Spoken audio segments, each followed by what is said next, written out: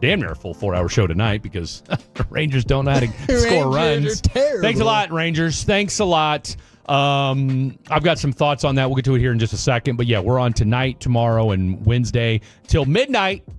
All right, late night tonight with Fan After Dark. Get your minds right. But I'll tell you what it also means, boys and girls. I'll tell you what it also means. Number one, we haven't done a Tuesday show in 2 months.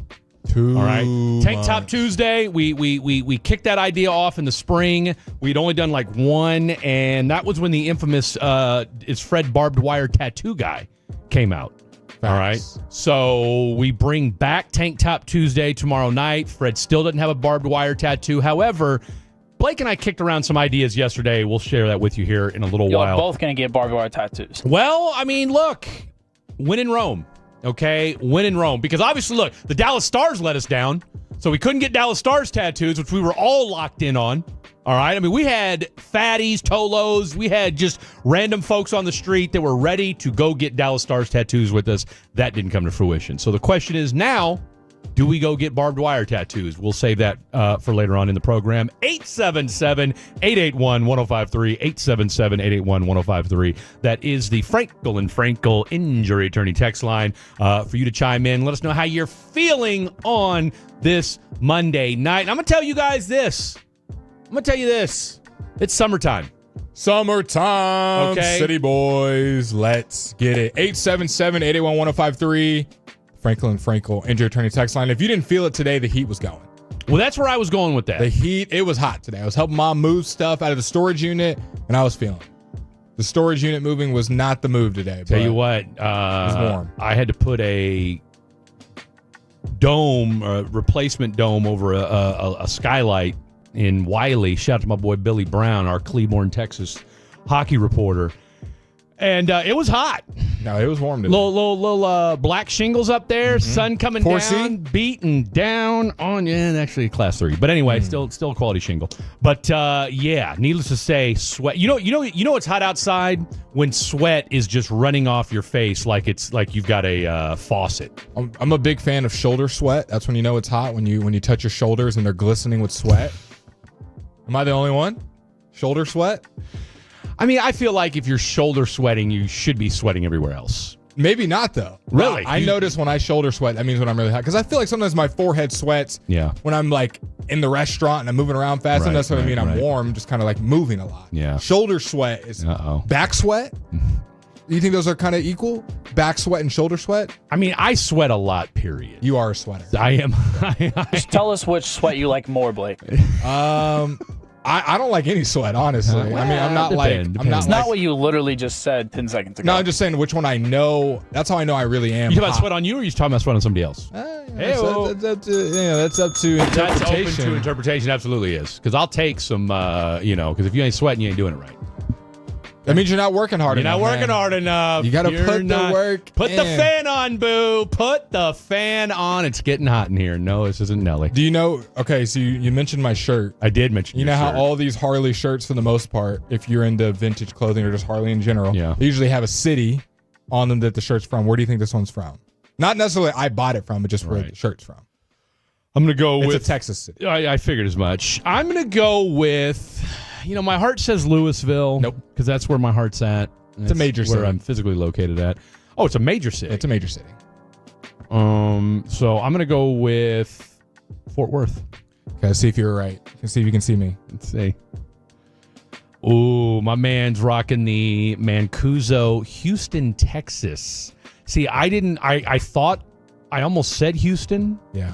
But I didn't think as a DFWer that you would rock anything with Houston. This is probably my favorite cutoff. So I'm kind of surprised by that. I'm not going to lie. Probably my favorite cutoff. So regardless of the city on the back, I like the shirt. But a lot of times I will buy Harley shirts based on the city because it's just cool little geographical spots, like whether it be one from Seattle or you think there's a lot of Harley Davidson riding going on in Seattle? Fort Lauderdale. I got a bunch of Florida ones. Well, obviously. Florida makes sense because it's Florida. Yeah. I got a Seattle one. Okay. I probably have like 15 Harley Davidson shirts. Seattle's different. That's a different vibe in Seattle. You know what? Tell me if this is true. My coworkers at my restaurant, for the first hour that we're there. So we got to talk about your restaurant later on too, because what's the vibe been like since Oh, yeah. Did he win, by the way? I guess, I don't know. I haven't heard any follow-up. Okay. I haven't heard any follow-up. I don't know how that works, too. I don't know if you go up there and then they... I think it's like any award ceremony. You go up there and you either win or you don't. I don't know. I didn't hear anything. Home. I didn't hear anything. But we start working. We have lineup, if you will, for all my serving industry people at 4, which is just talking about the stuff going on in the restaurant. Everybody's mind right. We get there at 3, and we have an hour to set up. That means moving chairs around, getting silverware set up, setting up the tea and coffee for the night, the whole 9 yards. I'm not going to bore you with that. Whatever. And while we're doing that, you can have on casual clothes because I wear a suit to work. Okay. So instead of having a suit on and getting it dirty and jumping around. Now, is it a suit or is it a sport coat? Sports coat. You see me. Yeah. Yeah. But we wear jeans and a sports coat, dark blue jeans, tie, the whole 9 yards. And I usually wear something very similar to what I'm wearing. I probably have worn this exact same fit to doing 100%. And all of my coworkers who are mainly Caucasian always say that I dress like a redneck or I dress like a country boy. And I just want to know if you agree with that. They're like, because I'm always wearing NASCAR shirts or Harley shirts that are cut off or like this, and you see my shoe attire usually. You dress like a yeah. You are wearing your favorite shoes. I saw that with a little white sock. So I just want to know if that's a fair assessment. I guess it's never dawned. I mean, it didn't dawn on me either because I'm so used to your wardrobe and your fit and the way you wear, the way you dress. I guess it hadn't dawned on me that you dress like a redneck because you just don't give me redneck vibes. Do you dress like a redneck? 877-881-1053. If you had to describe your wardrobe, what would it be? Redneck, southern, casual, comfortable. I would just say work attire for you. I feel like if you told me you came from a roof every time I'd believe you because you're usually wearing your roofing shirt. That's it because I wasn't on a roof today. Khaki, sweating my ass off today. I would say college student. Oh. I mean, I think everybody here, all the producers are giving off college student vibes. No, I wouldn't say Trevor. Trevor doesn't give off college student vibes. What does he give off? TA vibes? But see, saying someone dresses like a college student's too broad. Like, college students all dress differently. Do they, though? Have you been to Denton? I mean, what are they doing in Denton differently than they're doing in any other college town? Everyone's dressing pajama pants, Crocs, all right, and an oversized hoodie. I mean, what are we talking about here? I mean, if that's the case, then Chiafalo dresses like a college student. I mean, that's not far off then. I mean, Wolchuk gives me I think Wolchuk always was wearing like a polo. I was going to say, now, Wolchuk does try to spruce it up every now and again. Well, 9 to 5-ish. Yeah, no. He's giving off, maybe used car salesman vibes. All right, rocking the Texas. Always wearing some sort of Texas sports shirt and a pair of jeans and some low-top Jordans almost every time. Broadus is just got off the lake. Fisherman vibes. Seriously, is he going to go scout a game, or are we going to go sit in a fishing boat for the next 8 hours? And then Gavin makes sense. Gavin looks like a soccer coach. Gavin dresses like a soccer coach. In fact, I don't know that I've ever seen Gavin in anything other than black sweatpants, a black shirt, and some sort of black sneaker usually. Yeah, the occasional hoodie or a jacket.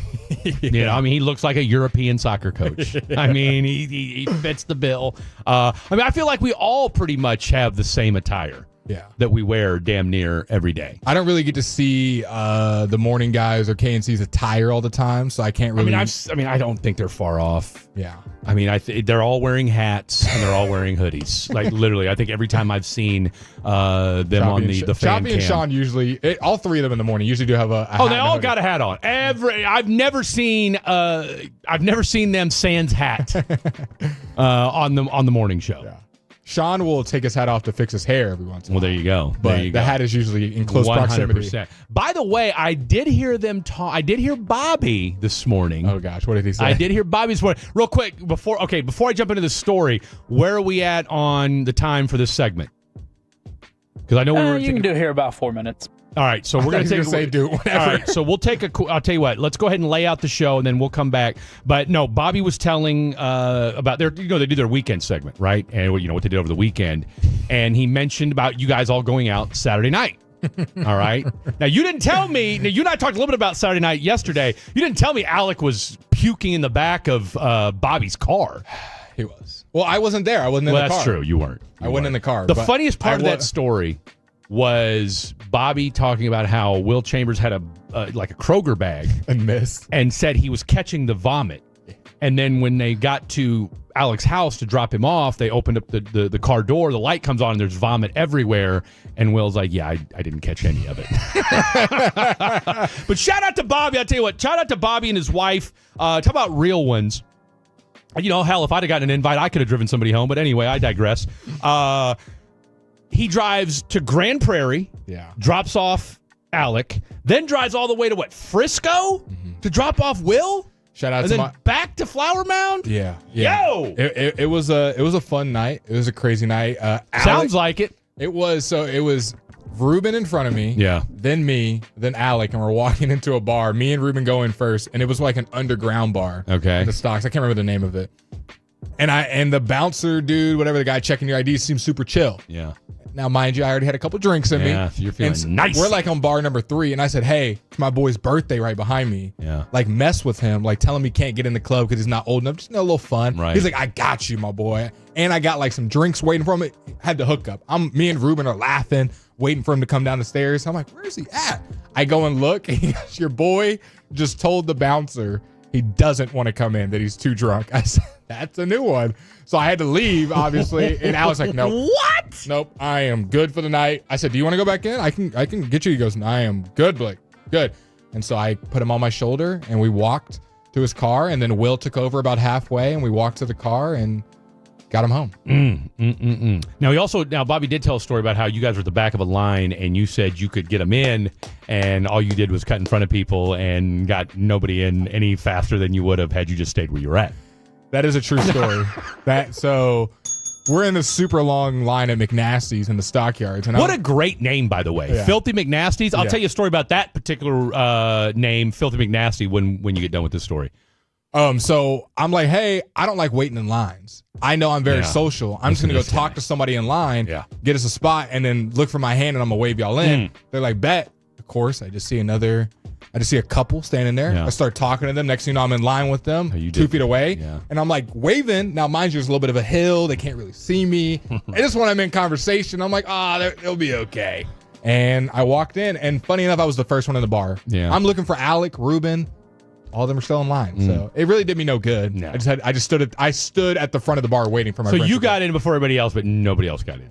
And then they all got in just after. No, but I'm saying, like, the whole point of it though was for you to get everybody else in. It's just, I mean, did at any point did you drop Do You Know Who I Am? No. We were moving in a pack of like 8. Yeah, that's a hard, like, hey, cut in line. You can't, I mean, unless you got, dollar bills or, It's very easy for me just to cut. One person, that's easy. I did almost get in like 2 or 3 different fights, but we'll wait. We'll save that for later on the program. Okay, now you've piqued my interest. All right, we've got a hell of a show for you as always. When we come back, we'll talk a little bit about this Texas Rangers game.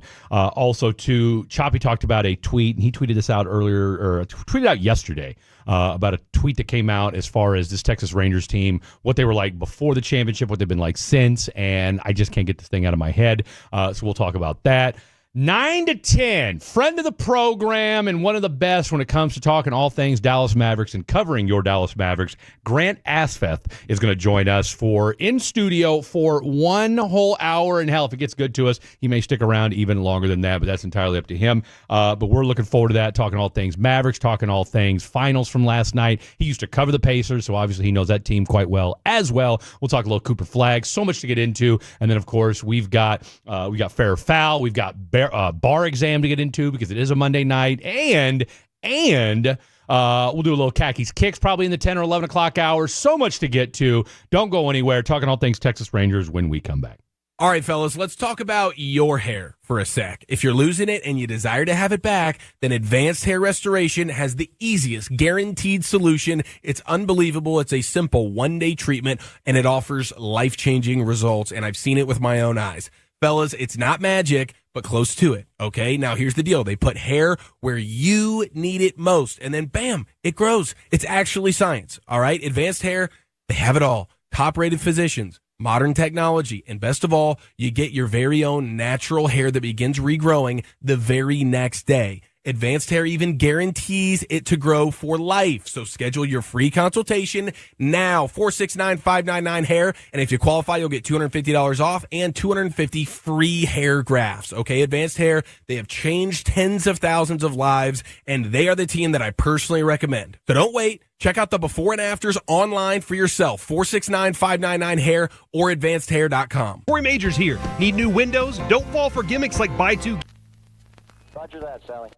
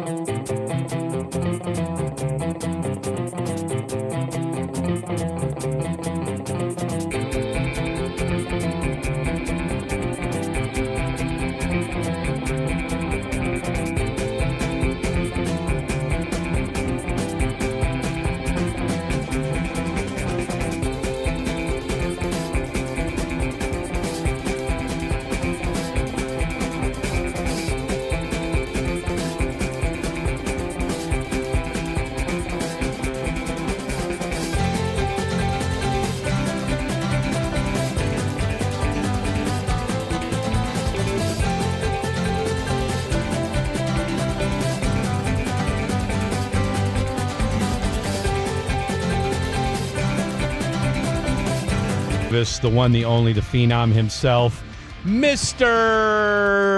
Blake Elliott in the heezy for Sheezy. We got the one, the only, khaki Kevin Walker behind the glass on the 1, 2s, and 3s. We've got Trevor, the creator, the artist formerly known as Trevor, in the house as well.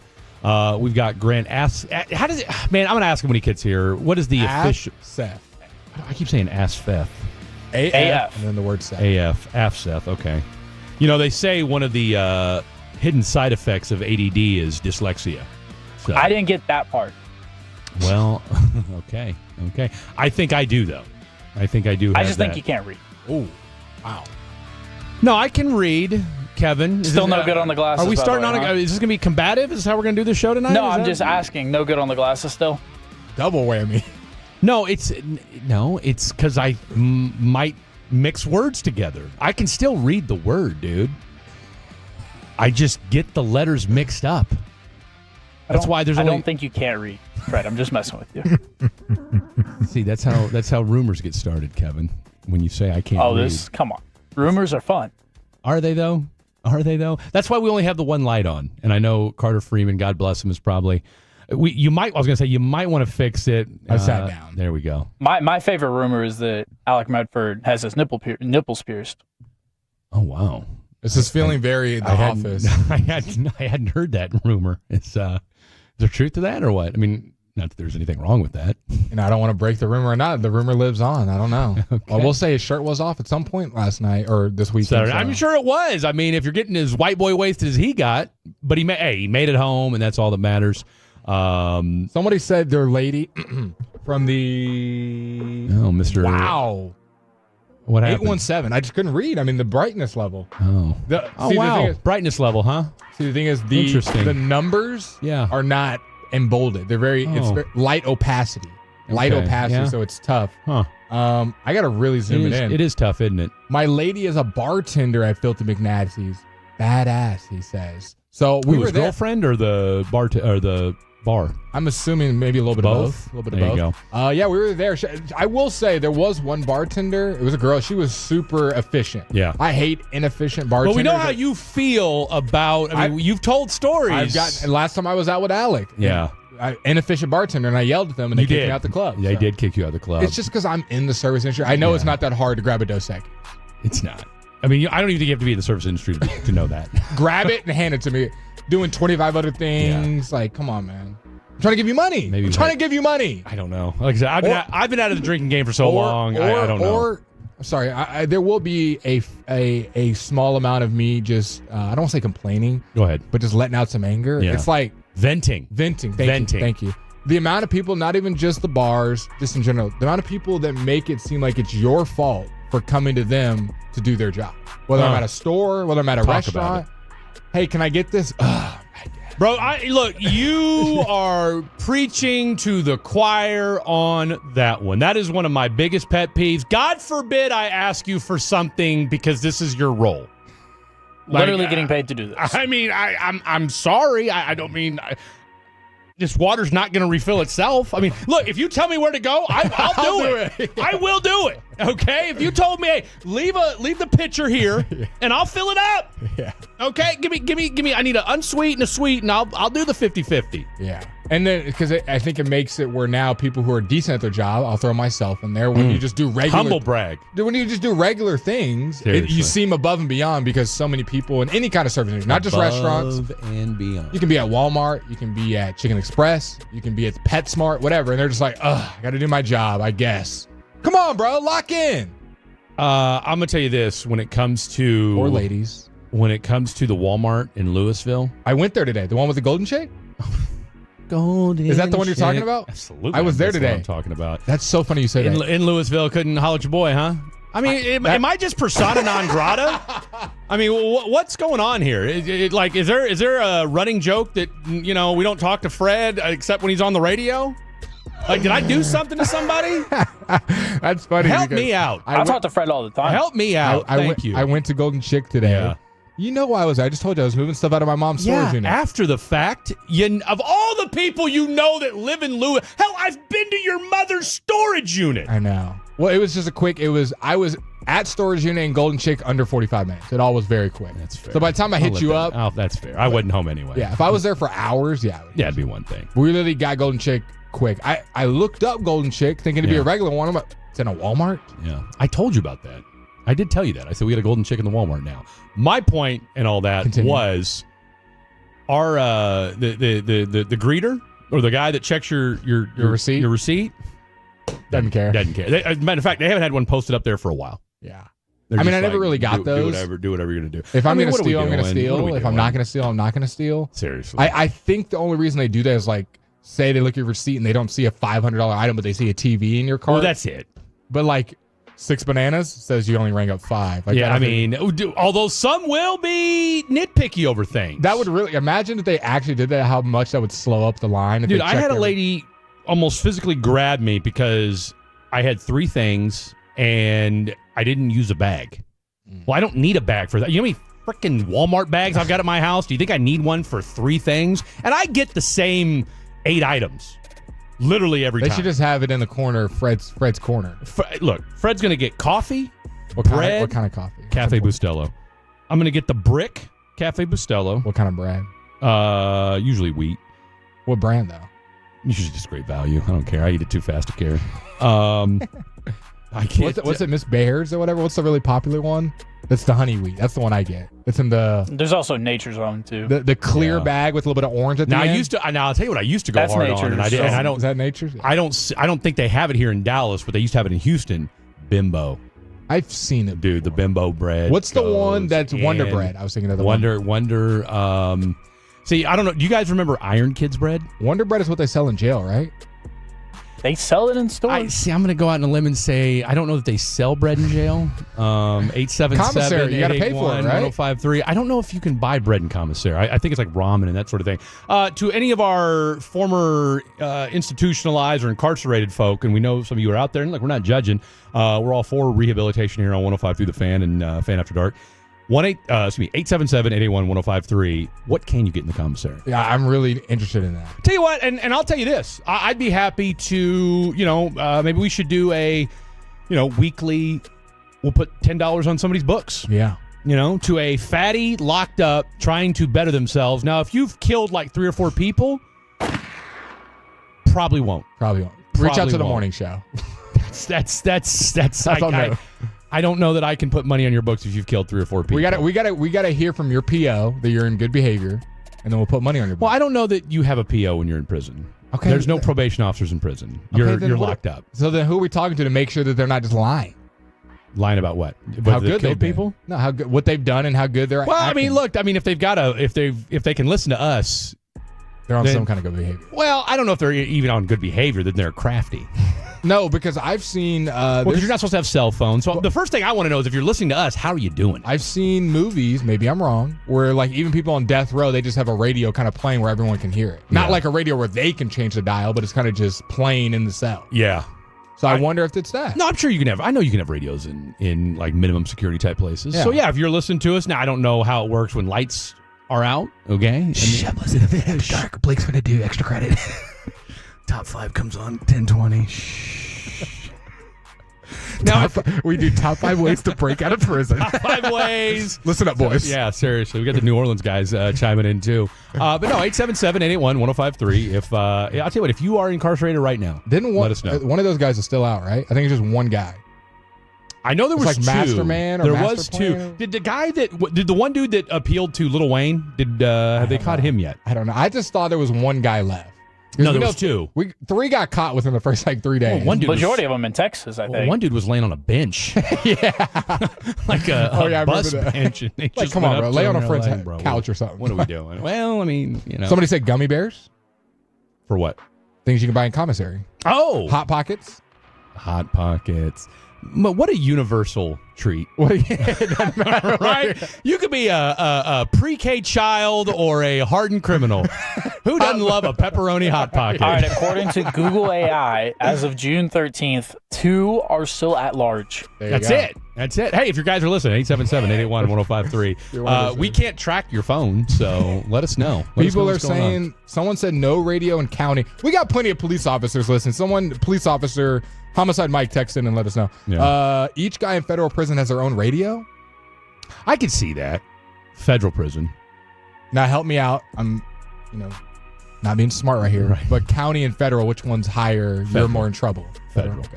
Federal. County is just like County, you can spend a night for being drunk and they'll boot you out in the morning. Okay. You've probably spent time in a county jail. I have. Okay. But I didn't know I'm if that not was trying to be No, I did. any type of way. I did.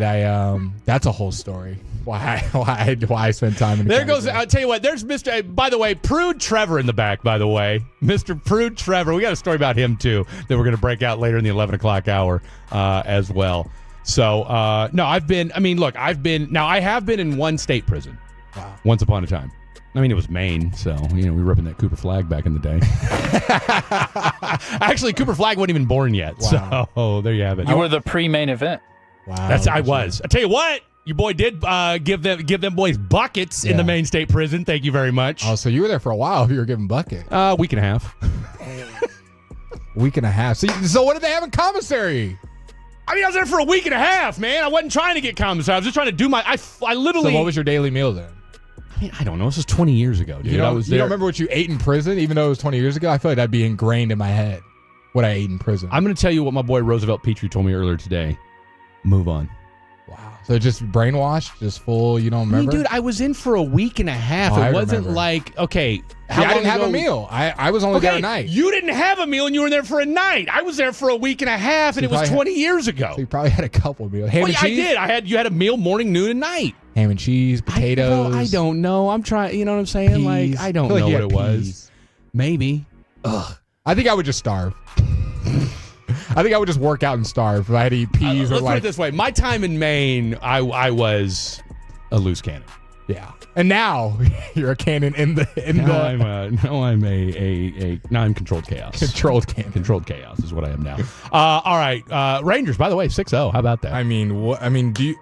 I'm out. Do the totals? I'm out. I'm out on the Rangers. I don't know if they even want to hear us talk about them again. They heard Jared Sandler and Hicks talk you about got it. 30 minutes. I mean, I don't know what else to say anymore about the Texas I'm Rangers. still that haven't already holding been out said. faith, but I don't know what else There's to nothing say that- today about the Rangers who got 3 hits. Again, I'm going to go by something that RJ Choppy tweeted out yesterday, and I'll find the tweet. But the bottom line was this. This was a 500 baseball team before the World Series. They've been a 500 baseball team since the World Series. We're going to look at that World Series as an anomaly, as a once-in-a-lifetime event, where everything that was one of those special moments in sports for Ranger fans where everything went right at the right time. A little Pacer-esque.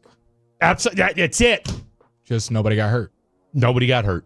right? And you, everything that needed to happen for you come playoff time is exactly what happened. All right, he's Blake. I'm Fred. That's Khaki Kev. Coming up next, Grant Afseth joining us in studio, talking all things Mavs, NBA, and everything in between. Don't go anywhere.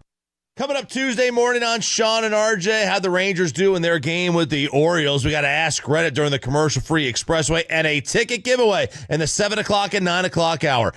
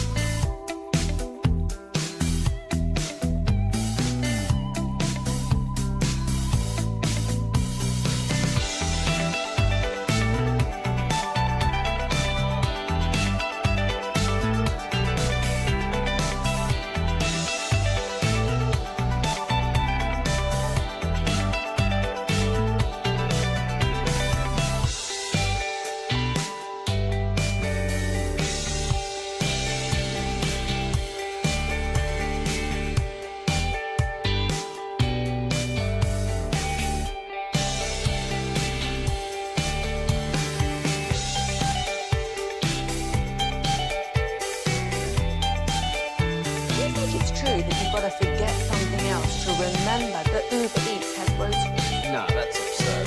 Hey, remember when you used to be what was it, Pepper Lady? Pepper Lady? Wasn't it Cinnamon Sisters? Basil Babes. Saffron Squad? Nutmeg Maidens? Paprika? No, Nutmeg Maidens. I just said that. Was it Spice Girls? Doesn't sound right. Was it Saffron Squad?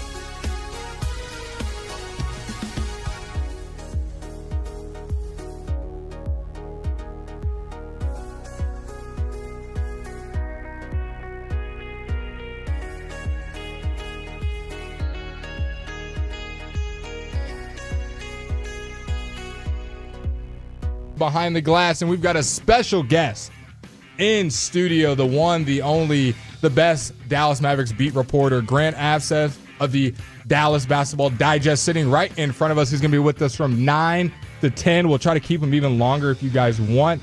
877-881-1053. Text in any questions that you have for Grant. We'll try to make some time to get those questions to you guys. All things NBA and Dallas Mavericks related.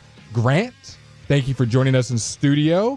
What has Grant's life been the last month and a half?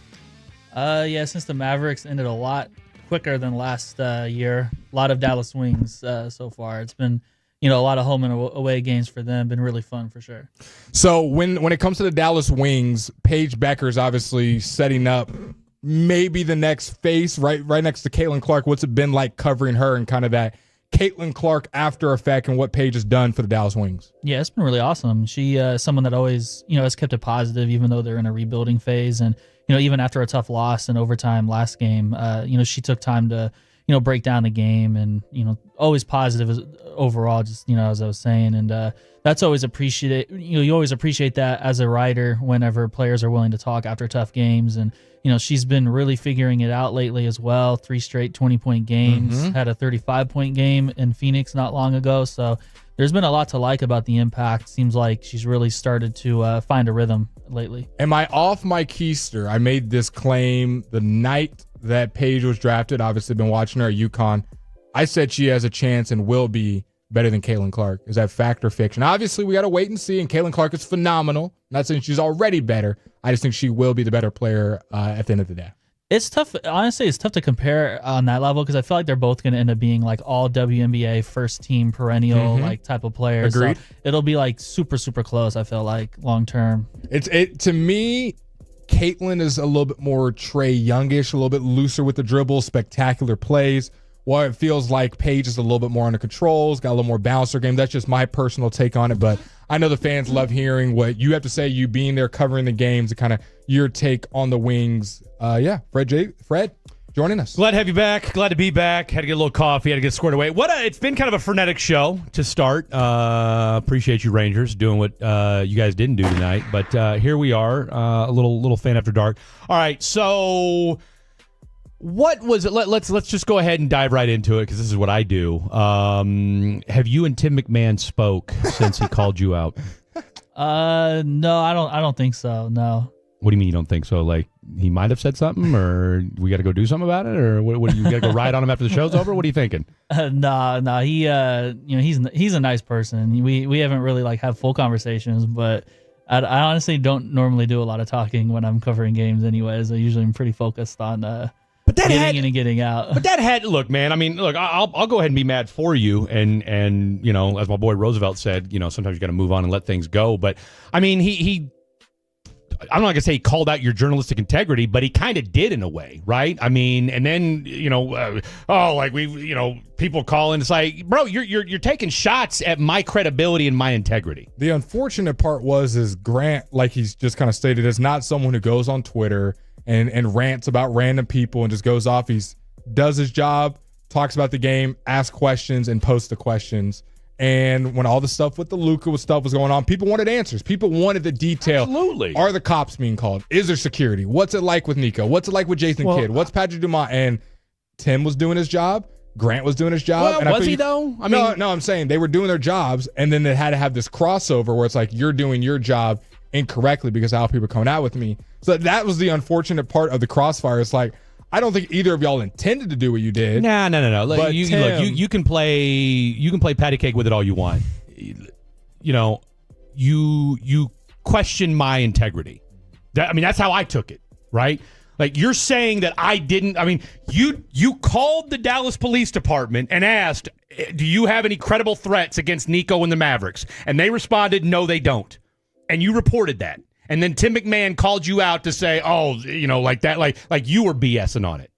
No, yeah, I think I just definitely did not want fans to be put in a light where it was like, oh, they're going to do something crazy, have a build up, and then nothing happened, and then no one ever says anything ever again. Yeah. It just seemed kind of unfair to escalate, from, kind of a entertainment standpoint, to an extent. I felt like there was nothing wrong that happened at those protests. People vocalized their disapproval of the trade, right. Things of that nature, and then emotional. went about their business. Yeah, it was but nothing, no incidents, related to it. So I just, wanted to kind of check in, make sure that was the case. And, if it wasn't the case, I would have reported that as well. 100%. It was all just based off the facts. So, yeah, Look, that was pretty much all I was trying to do, for sure. As an old school journalist, I spent 10 years as a newspaper reporter. I spent years on the news, on the cop beat. All right. I appreciated what you did.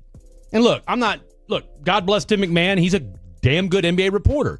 I take umbrage when an older statesman is calling out a young guy like yourself and calling BS on what you did and then basically mocking what you did.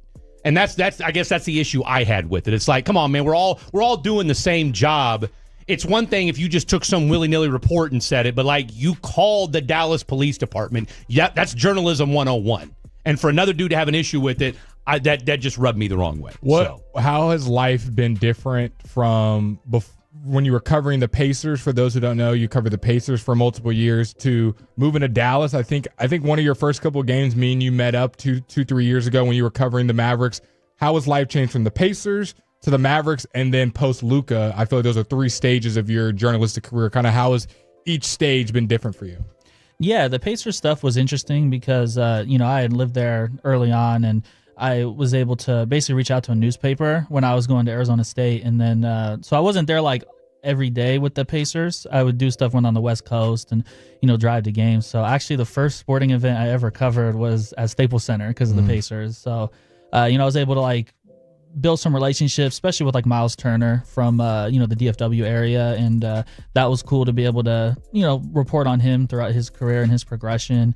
And I've been able to check in with him throughout like the last 10 years. So seeing him reach the finals is always a fascinating development, and back-to-back conference finals, especially through all the trade rumors and things of that nature. So that's been cool to see. And then Maverick standpoint, it's been a interesting experience because being in person is a big difference. Like you can really build relationships, and the AAC has a great arena too, so you're getting that experience that you don't get just watching on TV. Yeah, 1,000%. You're able to meet people that are like connected to players, connected to the team, and all that stuff, and really build like a rapport with them, and that's that's been fantastic. And then I started doing the road games as well, and like that helps you get like locker room access for people that are not like familiar with the nuances. So, that's great for building those relationships as well. And, getting great content too. Like, you don't want to bother people before at games, but, it's great to be able to ask some of those like, basketball questions to somebody, and, build out more detailed stuff. So it's been very,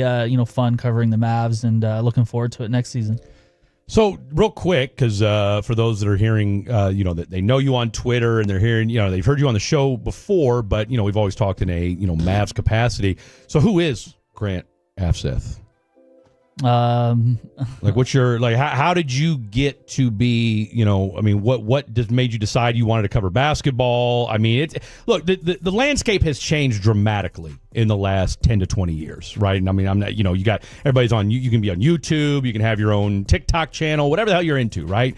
You're an old school dude. You're still writing. God bless you. It's good to see people out there still, putting pen to paper and, scribbling on keys and what have you. How did you get to this point? Yeah, actually, I kind of blogged for fun early on, like when I was in like middle school, high school, and then just got the opportunity. Where are you from? Well, actually, in third grade, I moved from Indiana to Dallas, so I basically kept tabs on both teams and thought it'd be interesting to. The Pacers were better at that point, so I was like, more people will read my stuff if I do the Pacers content. So that was like around that time when Paul George was on there, and they made the conference finals, a couple times. So how old were you when the Malice in the Palace happened? I wasn't really like, I think I might have been 5 or something like that. Yeah. Dad, that's, oh God, now I feel old. I did a college radio show that night, the night of the Malice in the Palace.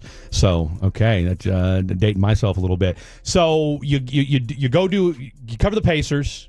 You do that for a few years, and then you just said, what the hell, I want to get back to Dallas, or Luka, or what spurred all that? Yeah, actually, I basically was looking for an opportunity to open up, and then, Mike Fisher with DallasBasketball.com, he gave me an opportunity to kind of switch over, because I was on the Pacers SI side of things, and then he moved me over to the Mavs SI after I reached out to him, and was able to, work on that over the last couple of years, and then, he was a great person to learn from, and then I, really wanted to, make my own platform as well too, and be able to do different stuff as well too, like covering the wings, and like I'll probably add some more content about like NBA and just stuff overall in the future on that website that I have, DallasHoopsJournal.com. So definitely been interesting experience, because like the Mavericks jumped right in and they made the conference finals. Like Jalen Brunson, Luka.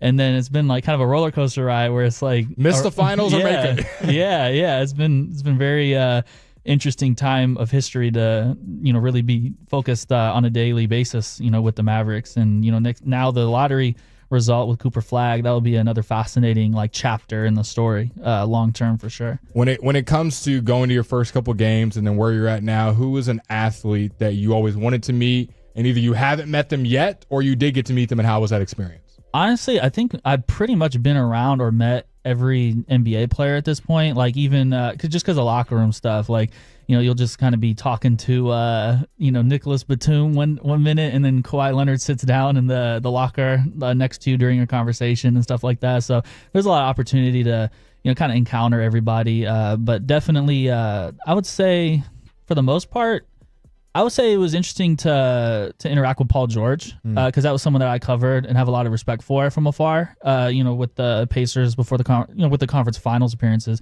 and then being able to like kind of talk to players on that team, over time. That was something that I really wanted to do and was able to do that. Who's someone that caught you by surprise by either how tall they were, how tall they weren't? For me, it was Boban. I've seen him on TV. I've heard about him. When he shook my hand at the American Airlines Center, I thought it was just literally a giant about to swallow me. I was frightened for my life. So that would be my answer, would be Boban. But what would be yours is like, I thought this guy was 7 whatever and he's this small, or vice versa? I would honestly say Kristaps Porzingis with how tall he was. Like the lights were like not bright in the AAC, like in that lower level. And I hit the corner while he was hitting the corner. I never like been up close to him before. And I was like, whoa, like this like, dude is tall. That's a large shooter. Yeah, it was wild. Yeah. And then of course last year with the finals, I saw him like carrying the trophy with someone that works with him off in the parking garage of like TD Garden. So it was like kind of interesting to see that as well, where it's like surprised by him in person, then you're like, oh, now he's accomplishing this type of stuff. So that was super cool to see. We talk about the relationships you get with the players, and what is that when you're, with the NFL? I mean, I've been a beat reporter for the Texans. We got to cover Blake's covered the Cowboys the last couple of years. We were in the Cowboys locker room this past season, and so to your point, that seeing you week to week changes everything, right? Because that first time they see you, it's like I mean. Who knows? They don't know who you are. But once they start to see you, they're like, all right, this dude's here. All right, he's got to be with somebody. And then they start to talk to you a little bit and what have you. But with football, it's 8 times, 9 times a year. And if they make the playoffs, right? And obviously we know with the Cowboys, okay. What's that like from an NBA perspective when you're covering somebody 41 times plus practice and everything else? And, obviously if things are going great, hey, everybody wants to talk. Hey, they'll pull the microphone out of your hand. A little bit different. What was that? What's that been like? And then how was that this year? Yeah, I think for the most part, a lot of the Mavericks players, they've been really, respectful throughout ups and downs. So I don't think I've ever run into anything where it's like, a challenge where something crazy happens, you report, and then it's like, oh, I don't like the thing that you did or whatever. So like, I normally try to keep it professional. So no Joel Embiid confrontations in the Mavericks locker room yet? No, and I can't say I will win if that happens. That was a crazy situation. Yeah, try to avoid those ones. For Fair sure. enough. Fair enough. So what was that like this year, though? Yeah, I think it was a little bit of a tense situation sometimes where you kind of know players are expecting you to ask about something they probably don't want to talk about. The Luka trade. The AD Luka game when we all had to ask AD how it was like playing when everyone's chanting Luka. He did not want to talk about that. Probably 3 or 4 times I'm not going to talk about that, or just gave the most basic generated response ever. So shout out to Grant for doing that all year, because I'm sure there was more times than not people asked AD about something Luka related, trade related. Yeah, and then sometimes, like with people that aren't like everywhere with the team, sometimes they just get tired of like the same question. Yeah. But sometimes it's like you can't blame the reporter because they're not there in other situations and like they didn't hear that people ask it. But that was another thing where sometimes it's like just gets aggravating a little bit, where it's like, I've already answered that. Like, can you give me something different? That became a thing. I got a question for you, and this is kind of more personal for me, just because I always think you do a great job, Grant. How do you balance from the questions you ask of being friendly of, hey, I'm trying to do the best thing that's for my job, while also keeping that personal relationship of, hey, I saw that you were injured in practice or not doing well, so I already kind of know what type of answer you're going to get. So on a friendly side of understanding where they're coming from. You're there all the time. You understand where they're going from. And on the side of, I still got a job to do and I got to ask these tough questions. Yeah, I think for the most part, most of these guys, as long as it's basketball related, they're cool with like, you know, as long as you're respectful about it and things of that nature. I think they're usually really good about answering. Like they know they're not playing well if they're like shooting like 26% for like 6 games or whatever. Like, but you know, I honestly, like if someone's upset or frustrated with a question, I don't take it personal at all. Like What's the time that's happened? Well, I think it wasn't like a big deal. It was very minor. Like in Miami, I asked Spencer. No, it was in Atlanta. Don't say it was David. That's his favorite player. Yeah, no, it's cool. It was no problem. Like I think it was more of like the way I phrased something because he didn't shoot well in Miami. Did you say something about his beard or what? No. Okay. He played well in the following game in Atlanta, so I just asked him like something about coming off a struggling performance, and then he kind of broke down like, well, you know, X amount of those shots were time bombs, and like, you know, like let's talk about that last game instead of the one we just played. Yeah, and I'm like, well, I wanted to do something on him, like his impact, you know, filling in during injuries and things of that nature. So I kind of wanted like the bigger picture. Yeah. But he did not appreciate you saying he struggled in the last game, did he? No. And then it was like, you know what? It's all good. You know, like I probably, if I was a player and someone asked me something like that, you know, sometimes I would, you know. So one of the things, and I'll tell you what, let's go to break because I've got a question, and you know, kind of pulling the curtain back a little bit on some of these athletes because, you know, it's one thing to see the sound bites when it's the big game, but like I said, it's one thing when it's game 54 on a Thursday night and you know you're playing the Hornets for crying out loud, right? So we'll get to that here in a little bit. Our boy Grant Apps is joining us here in studio. Blake, Fred, Grant, Khaki, don't go anywhere. It's Fan After Dark. Late night for a...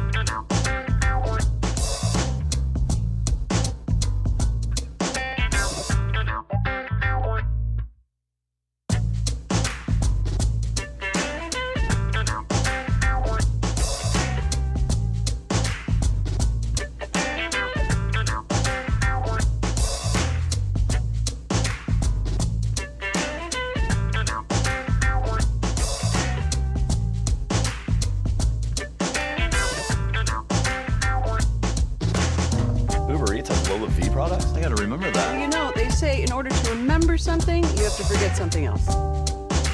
Okay, now that is a very cute haircut. That's like a little shag. I've never seen it before. Well, I mean, of course you have. It's the Rachel. Oh, is that your name? No, I mean like your name. No, I'm Jen. My name's Jen. Right, but I just mean like this is your haircut. But that's hair on your head. I'm not saying this is your hair. Okay.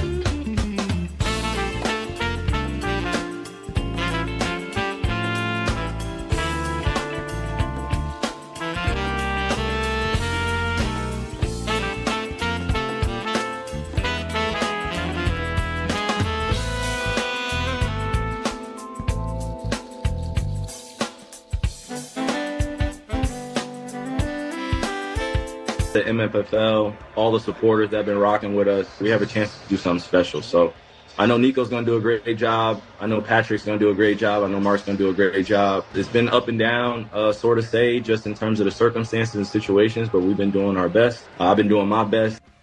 That was Kyrie Irving on his optimism on the Dallas Mavericks going into next year. He was stopped with the guys in studio or over the phone, if you will, for the NBA Finals. Are you on the same page as Kyrie Irving? You feel good about this Mavericks team going into next season? 877-881-1053. Text into the text line if you feel the same way Kyrie does or if you feel differently.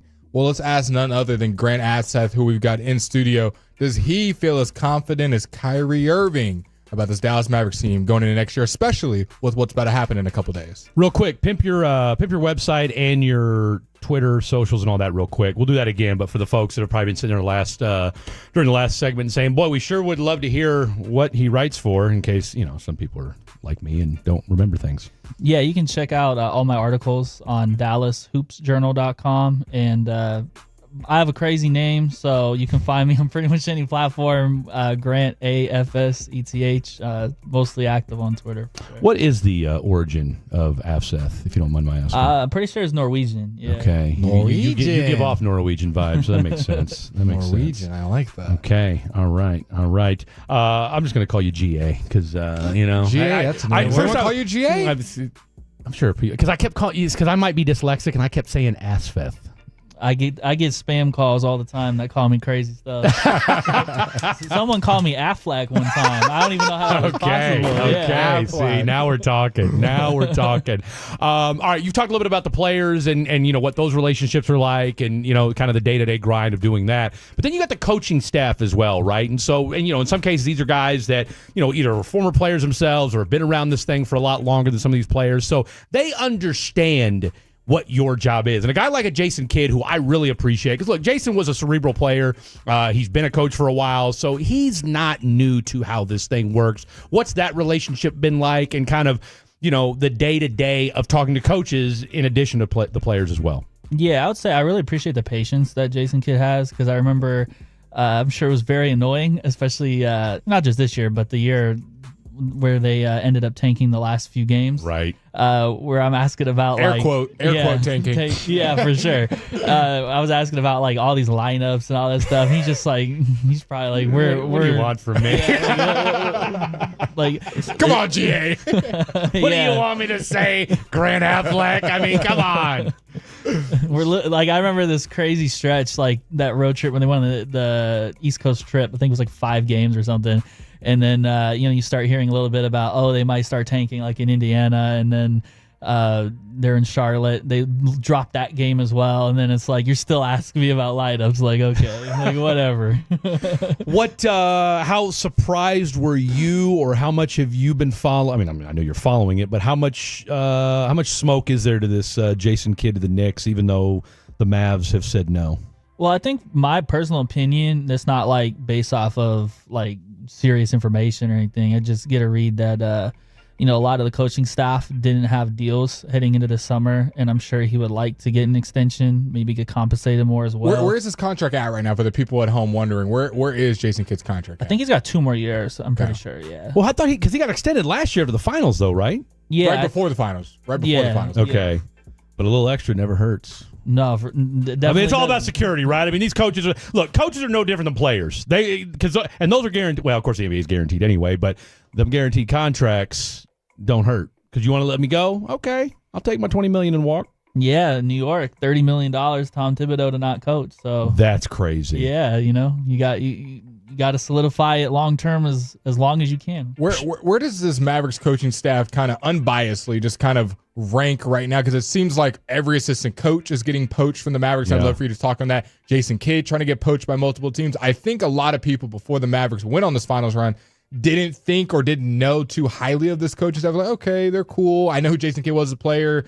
Dudley, Shamgod, Sweeney. But now that they made a finals run, they're seeing every team try to poach their coaches. Where should this coaching staff be viewed in the pantheon of all the coaches, or all the staffs, in the league? Yeah, I think for the most part, just starting with Sean Sweeney, because he departed, He's someone that a lot of people talk very highly of, like people that used to play for him. They're very eager to talk positively. He's great at building relationships. Like it says a lot when, Luka Doncic wants to recruit you to help him on the national team with Slovenia. And he did that, especially with such a short turnaround with the Olympic qualifier. I think it was like 15 days after that final game in Boston that Luka was joining Slovenia and, soon competing. So he needed someone he really respected, in that role, and he valued him. A lot of young players, especially bigs, really appreciate what Lively, what Sean Sweeney does, like with development and things of that nature. So I think there's a lot of respect for him around the league, and there are people that are kind of scratching their head a little bit about him leaving as well. Like, how did the Mavericks allow that to happen? Is kind of the tone. So how does that work? If for those who don't know, Coach Sweeney leaving for San Antonio, how does that work with assistant coaches leaving and why they want to leave? And we're hearing reports that maybe Dudley and Shamgod are getting offers as well. Why are they getting other interests? How does that work with them leaving for all of the frustrated Mavs fans that are losing their assistant coaches? Yeah, so I think for the most part, Sean's contract was going to expire, coming up.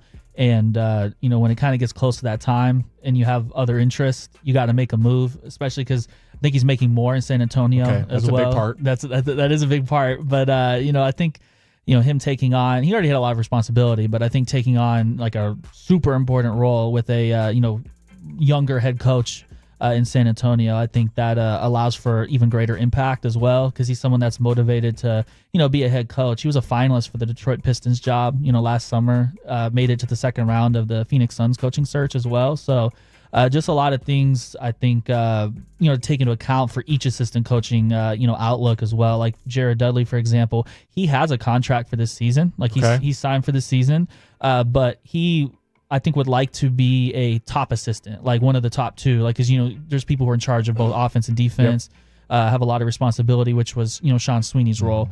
We went to practice. Sweeney's darn near running the practice. It's impossible to get him at a shoot-around because he does everything. He's Jason Kidd is overlording, but Sweeney's the one blowing the whistle, run this set, doing that. I don't know if people realize that, because in football, we see assistant coaches and they're very visible and we know who the OCs and DCs are.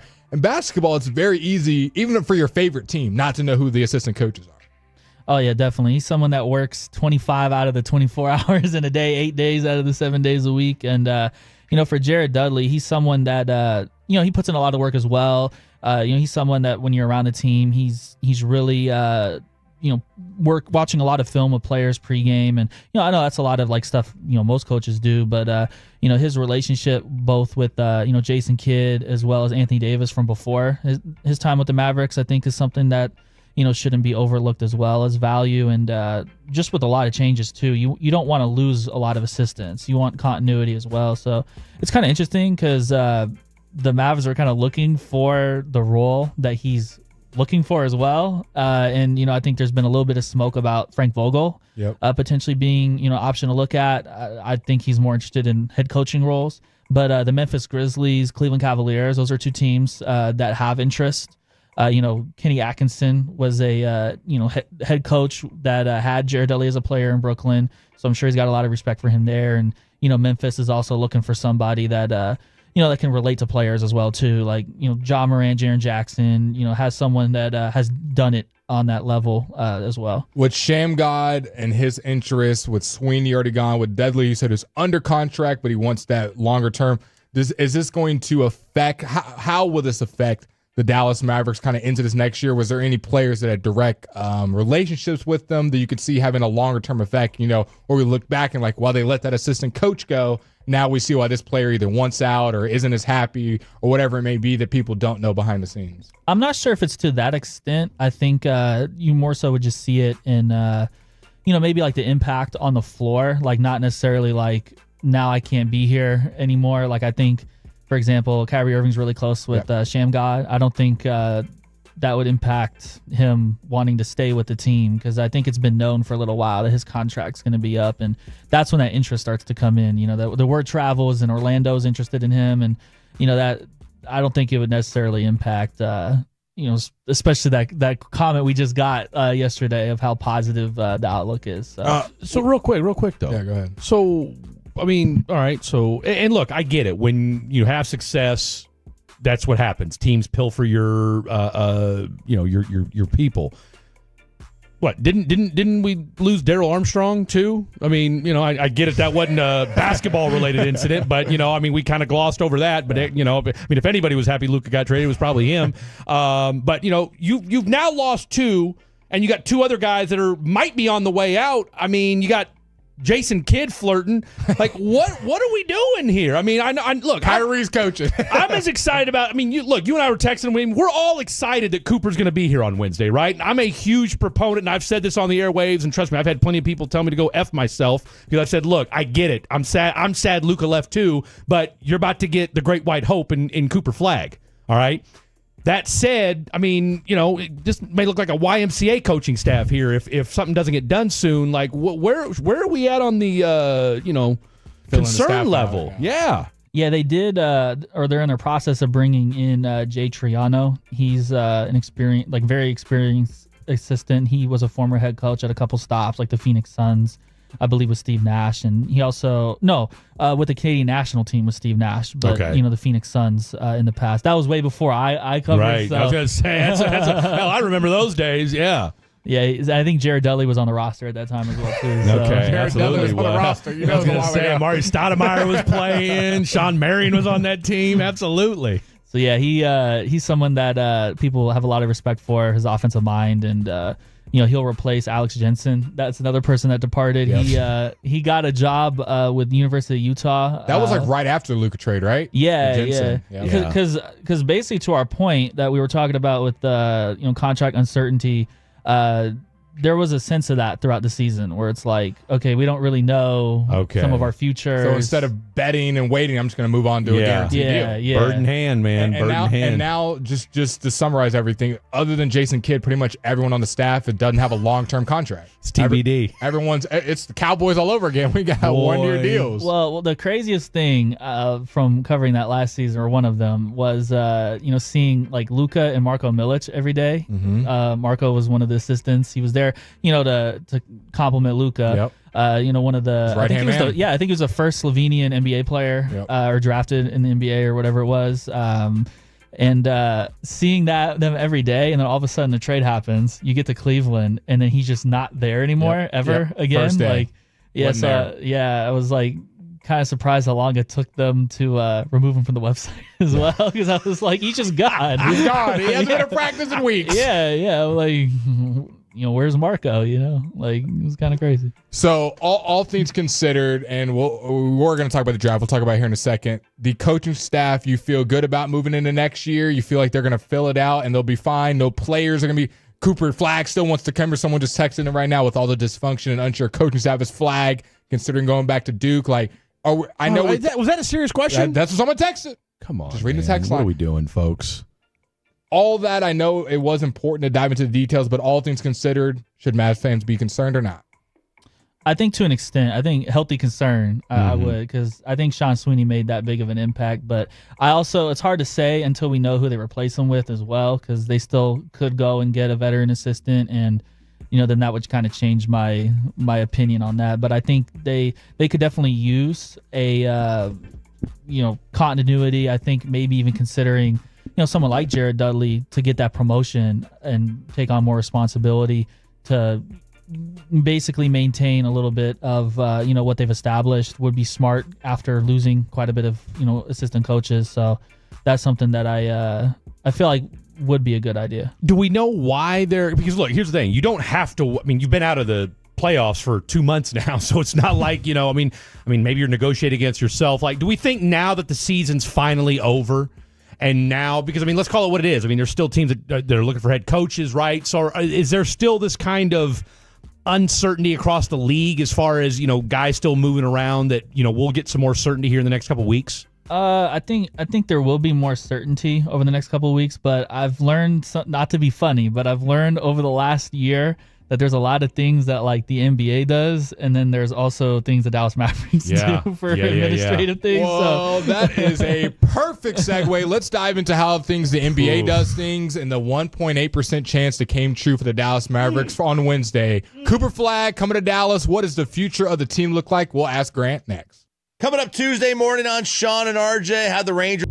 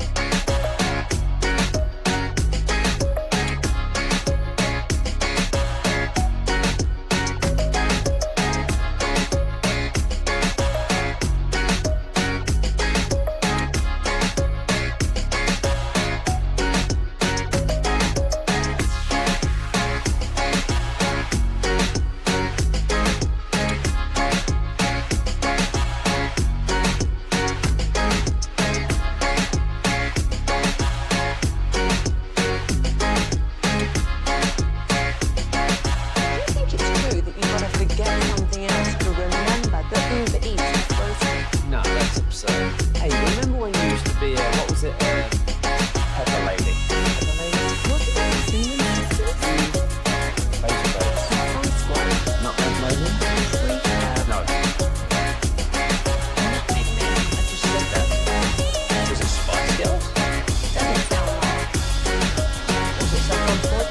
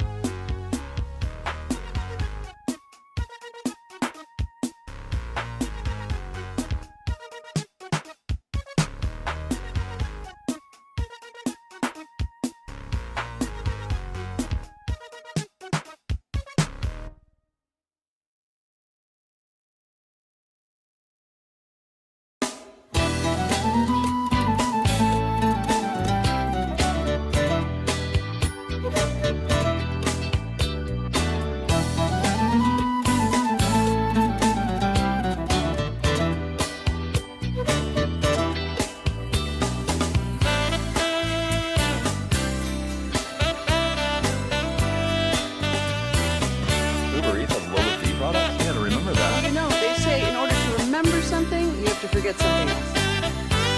Okay, now that is a very cute haircut. That's like a little shag. I've never seen it before. Well, I mean, of course you have. It's the Rachel. Oh, is that your name? No, I mean, what's your name? No, I'm Jen. My name's Jen. Right, but I just mean like this is your haircut, but that's hair on your head. I'm not saying this is your hair. Okay, I'm freaking out.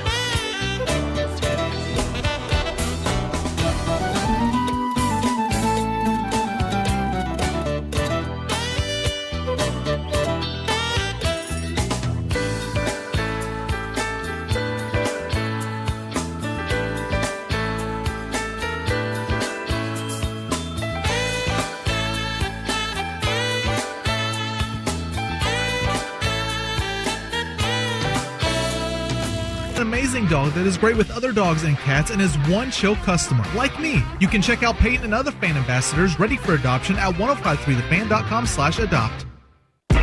Is the Fan After Dark on 105.3 The Fan. This segment is brought to you by Classic Chevrolet. If you're in the market to upgrade your vehicle, get to Classic Chevrolet and Grapevine. Back-to-back #1 Chevy dealership in the world. They've got more new Chevys than anyone, all priced to sell. Silverado, Tahoe, Blazers, Malibus, Equinox, and more. Visit ClassicChevrolet.com. This is Texas. This is Classic Chevrolet. Together, let's drive, relax, and enjoy the difference based on new Chevy registrations 2023 and 2024.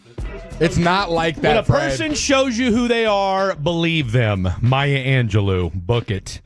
That's all right. Well, you guys were out getting hammered and slobber knockered on Filthy Saturday night. McNasties. Guess what I was doing? Watching a Ulysses S. Grant documentary. So, yeah, put some respect on Well, you and Alec Ulysses were doing the S. same Grant's thing, name. sleeping. So. What's that? So you and Alec were doing the same thing. I was up till about 1 o'clock. Then I started watching the Ernest Hemingway He was up documentary. till 1. There you go. Filthy McNasty's real quick. Back in my senior year of high school. Oh, man. Okay. It was actually before you. Actually, how old are you? 26. Oh, God. So would you have to send a raven to your girlfriend? What's that? Well, we didn't have cell phones. Well, we did, but they were the bigger ones. That was pager times, right?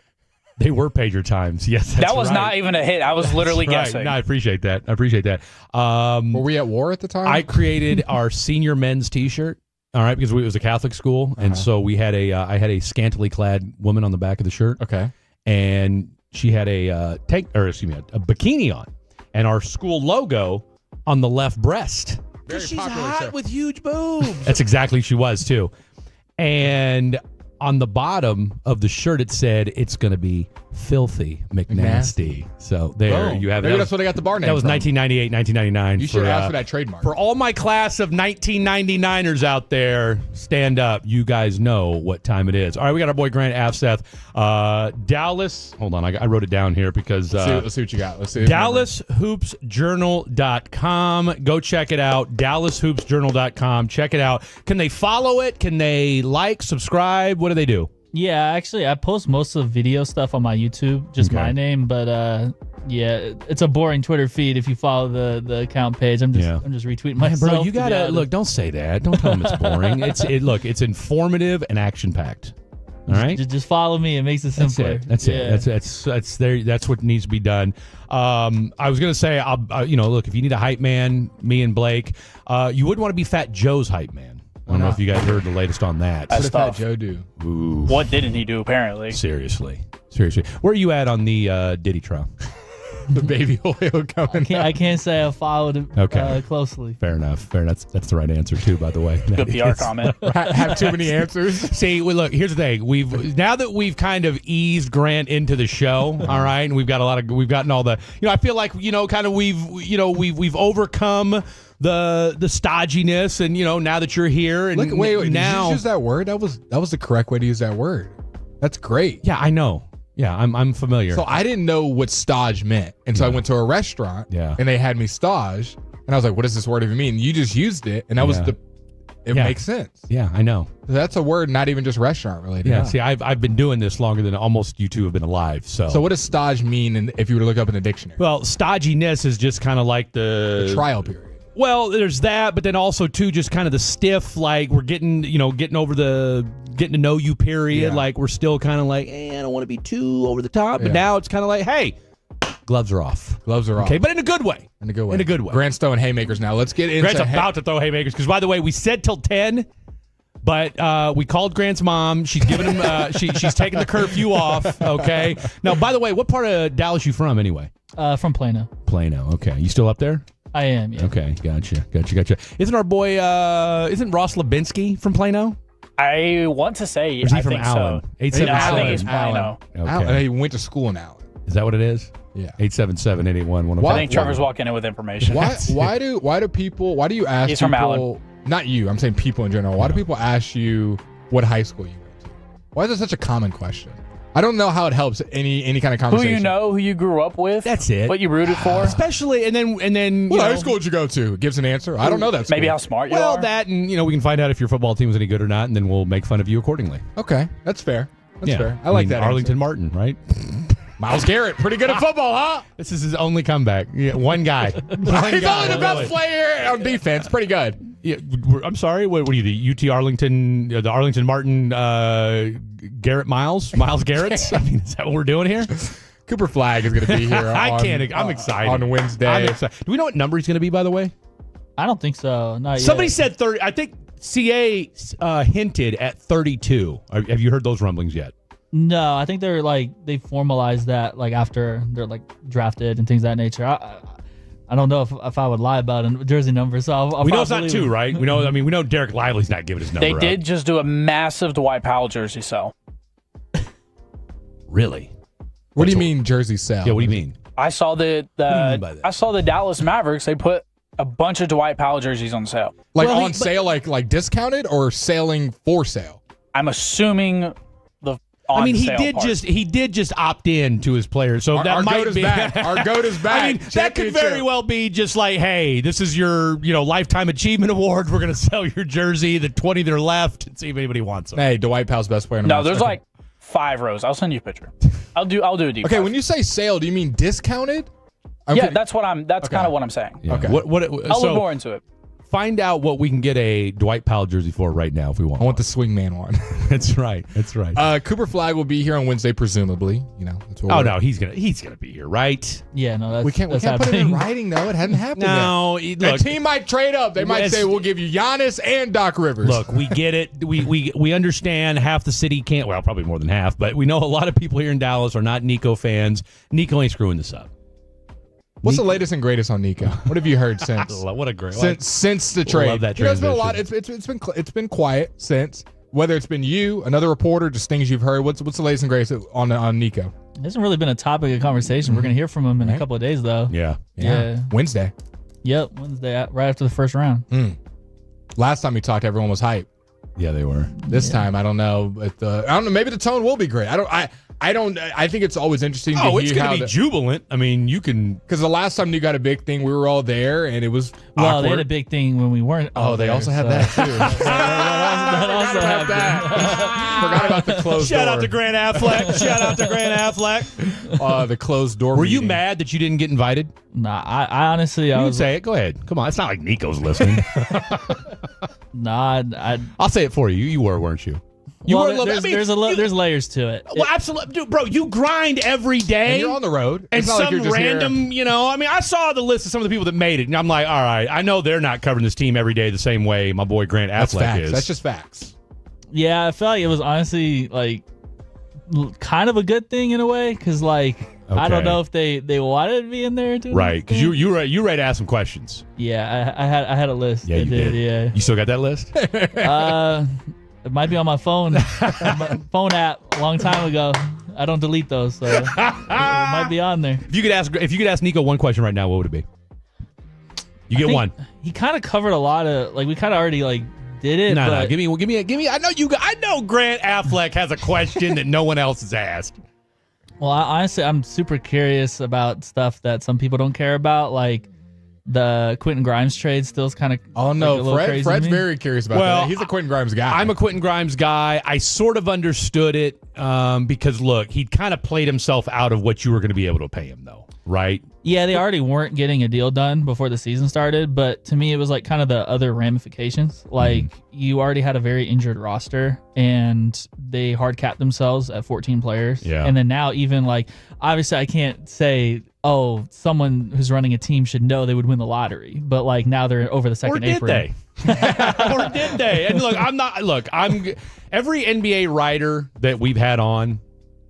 I'll just shoot you straight. I'm convinced, and you're not. And look, you can tell me to the cows come home. This thing was set up from the get up. Okay, I don't believe in coincidences. Okay, and our boy Eric Pincus came on the other day and threw out statistical, what are the chances of us being human beings, right? Less than 1%. Yeah. I mean, that was the analogy he used. The idea that, we were able to somehow maneuver from our father's sperm to our mother's egg and become life is... And do a radio show and then talk together. And then do a radio show and do what we're doing now is, less than 1%. And yet, what do you say? 2 out of 100 is the chances that you could get, that the Mavericks could get the first pick, right? Oh, by the way, on the heels of trading away, maybe the biggest superstar in the NBA, not named Nikola Jokic. So whatever. I was a newspaper reporter. I've been skeptical. I'll stay skeptical. That said, and we'll kind of tease this. Your initial thought in Grant's brain when you saw that the Dallas Mavericks had won the lottery. Honestly, I like to think that them doing well benefits me, of course. So, Yeah, you obviously. I am here for it. So when it hit the commercial break, I just assumed that the crappiest possible outcome would be the one that would happen for me. So I was Right. like, it'll be fourth pick. And then the whole way, it'll be third, it'll be second, and then I was stuck covering Ace Bailey. I was honestly just like, wow, like that's a lot of people kept telling me what you were saying, like, oh, they're gonna win it tonight, you know, like joking, like, because the trade or whatever was rigged. And I was like, oh, whatever, and then I was like, oh, wow, might have to might have to have some detailed conversations with people now. I mean, look, it again.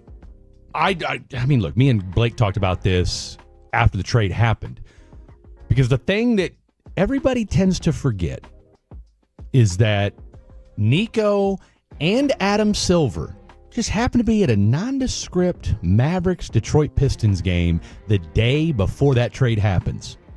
You gonna tell me those two didn't talk? Well, Grant Affleck PR would tell you that Adam Silver was in Detroit because they were submitting a bid for the WNBA expansion franchise. Oh no, I know what he was there for. But I watched there's the clip of him talking to Detroit Pistons people on the site, whatever, kind of like they would talk to Mavericks TV. All I'm saying is I find it very hard to believe that Nico, who was there too, oh, by the way, doesn't talk to Adam Silver. Hey, you know what? We got this trade going down tomorrow. Just be ready for it. I'm a skeptic. What can I say? Skeptic. I don't want to put my man. Hold it against him, right? Because, like I said, every person we've talked to has said I'm crazy, which I'm okay with. All right, wouldn't be the first time I've been told that. Won't be the last. All right, we still got more to talk to. Is Grant onto something? Is Fred crazy? Do we like the Mavericks roster? Should we do a Grant season? top 5? We should. Let's do a Grant theme top 5. What does Grant think of this new Mavericks roster with Cooper Flagg joining it, Daniel Gafford's extension, and what that means for the Mavericks' future? Next on The Fan. Time to put the kiddos down and turn your radio up. It's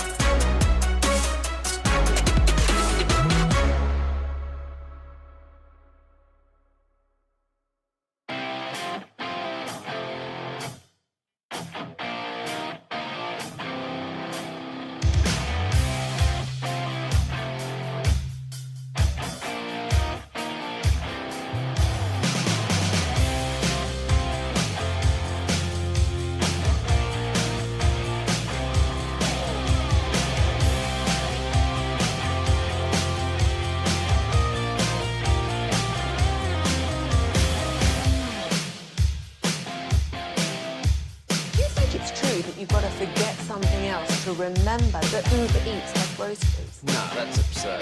Hey, remember when you used to be what was it? We got our boy Khaki Kev behind the glass on the 1, 2s, and 3s. And our first... Wait a minute. How many in-studio guests have we had that weren't Bobby Belt? We had a comedian. We had our boy Abbas. Abbas. Now, that was on a weekend, though. Yeah. That was a weekend show. But I'm talking about a Monday through Friday. Have we had... Is this... Are we popping our in-studio cherry right now? I think we might be. I think so. Our ISC. Grant, has it been as enjoyable for you as it's been for us?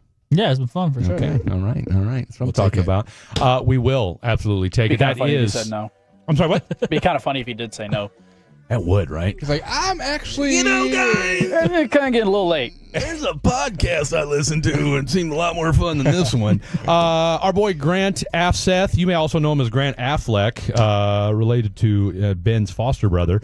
DallasHoopsJournal.com, DallasHoopsJournal.com. That's the website. Go check it out. It is the absolute best when it comes to talking all things. You know what? Dallas Mavericks. I'm going to go ahead and say this. Say it. Hopefully it doesn't offend anybody. Already offended. And I'm not just saying this because I'm not pandering because he's in front of us. It kind of sounds like you are already. You don't know what I'm going to say.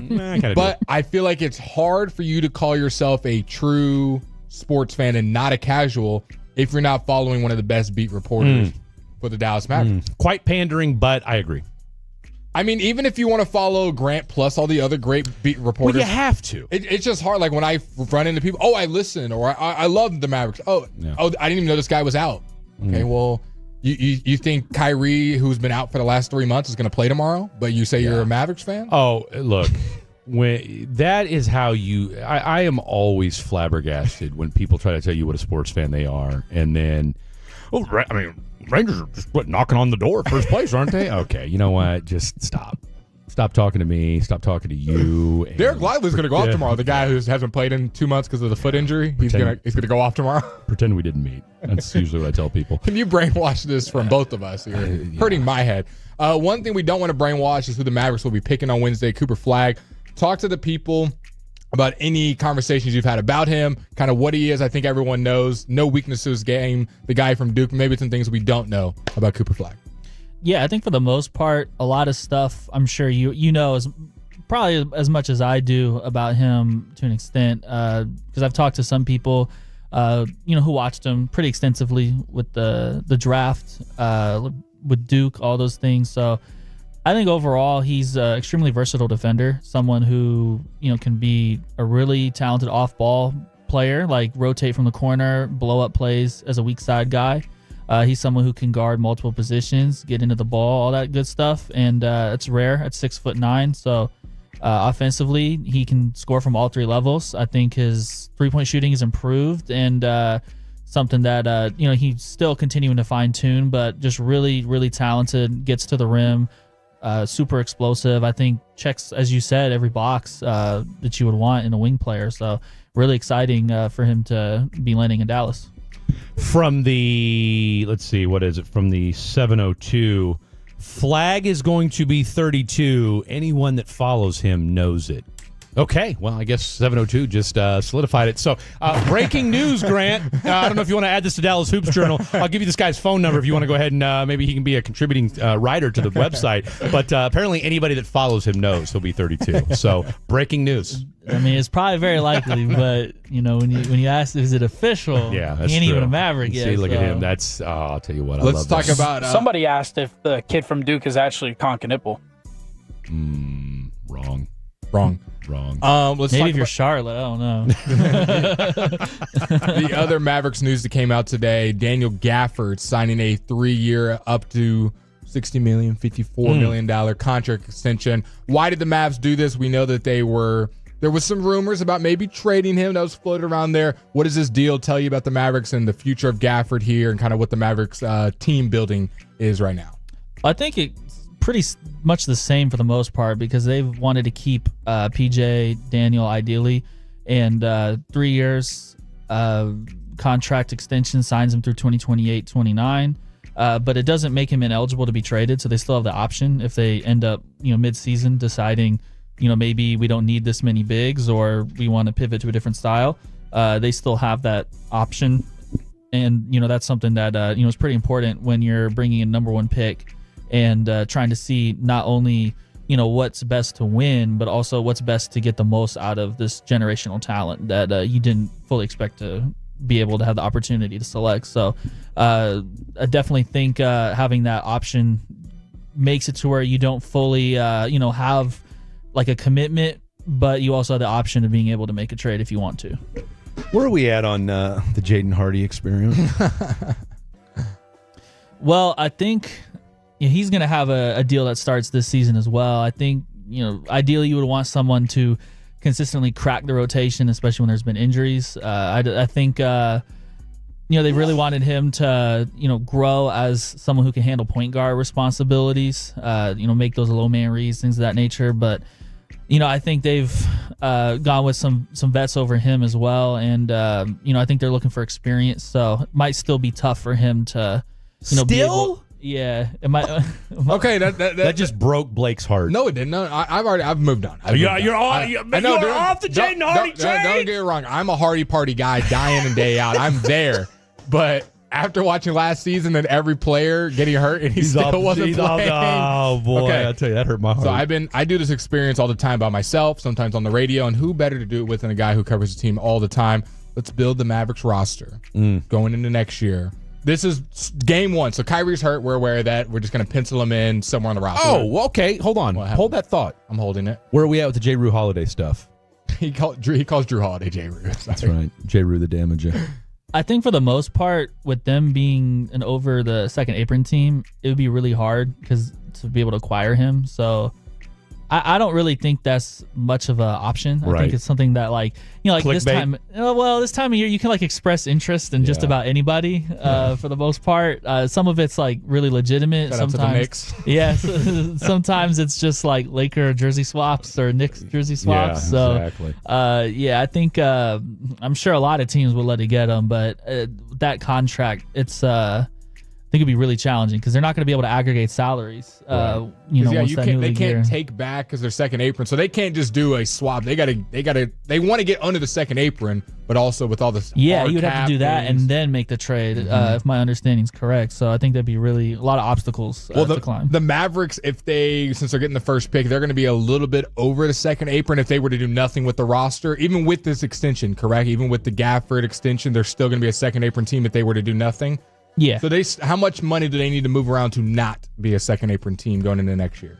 I don't have the exact numbers. I think was it 5? I think it's 5-6 million. Yeah, I think it's more than Dwight Powell's $4 million contract. So that makes it more complicated because then you're in a situation where it's not just one player. Because ideally, all the players making above that level, I'm sure they would like to retain unless they find a taker for. Like a Jaden Hardy or something like that, if that's what they wanted to do. So I think that it gets a little complicated when you're needing to also be an asset depleted team that gets off salary and then still want to acquire more talent as well. That's not in the free agency market. All right, let's build this rotation, Grant. Y'all can play along with us. If you disagree with anything me, Grant, and Fred say, text into the show. You think this player should get more minutes, should be there, should get traded, whatever it may be. And I have a feeling we'll have some disagreements. All right. Your starting point guard, we'll wait because that one can be a little interesting. We'll tease that. Your starting 2, your starting 3, your starting 4 is who, if Grant had to make the roster, or I don't want to say if Grant had to make the roster, your prediction of who's going to be your 2 through 4 in your starting lineup game 1. That perimeter gets complicated very fast because Cooper Flagg. Does he start day 1? I would think so. Okay. Or we put him at the 2, 3, or 4? Start day 1. I would think so. I'm asking Grant 2, 3, so then you get into that. It all kind of goes with Anthony Davis and his, playing the 4. We're starting AD at the 4? Yeah. Okay, so then pencil that in. So then that becomes a situation where you're gonna have another big, obviously. So we're doing Gafford or Lively, Mr. Contract or Mr. Youngbuck, his Duke teammate. Yeah, I think I would probably guess Lively. Okay. I think you think? Yeah, they've been kind of going back and forth. That neither of them have full time been, so I'll put that'll Gafford probably be as a your training backup camp. center. Yeah, a training camp situation. So they're kind of interchangeable. So we got AD and Lively in the starting lineup. Who are their 3 counterparts? Yeah, that's the really tricky part because PJ Washington has been starting at the 3, alongside AD after the trade as well. So I would think if you have Cooper Flagg at the 2 is my guess. Flagg at the 2, got it. Writing it down. Because that seems to be what some subtle hints from Jason Kidd and talking about possibilities with size. So then you get into either Klay Thompson or PJ Washington on that wing, and I think if I had to guess, I would probably say PJ for the defensive versatility. There we go. Yeah, and that. But they have some options at least. Of course, if they want the shooting, they can go play, and it gets weird. So in this situation, we have Lively, AD, PJ, and Flagg. Who is your starting point guard day one for the Dallas Mavericks this year? 2025, 2026. So the healthy options that they have, Brandon Williams is the option. They don't have Spencer Dinwiddie or Dante Exum under contract. So if I had to guess, it would probably be someone that's not on the roster. Obviously, we'll put free agent. Yeah, some either trade acquisition. What or about the Chris Paul that. smoke that we keep hearing?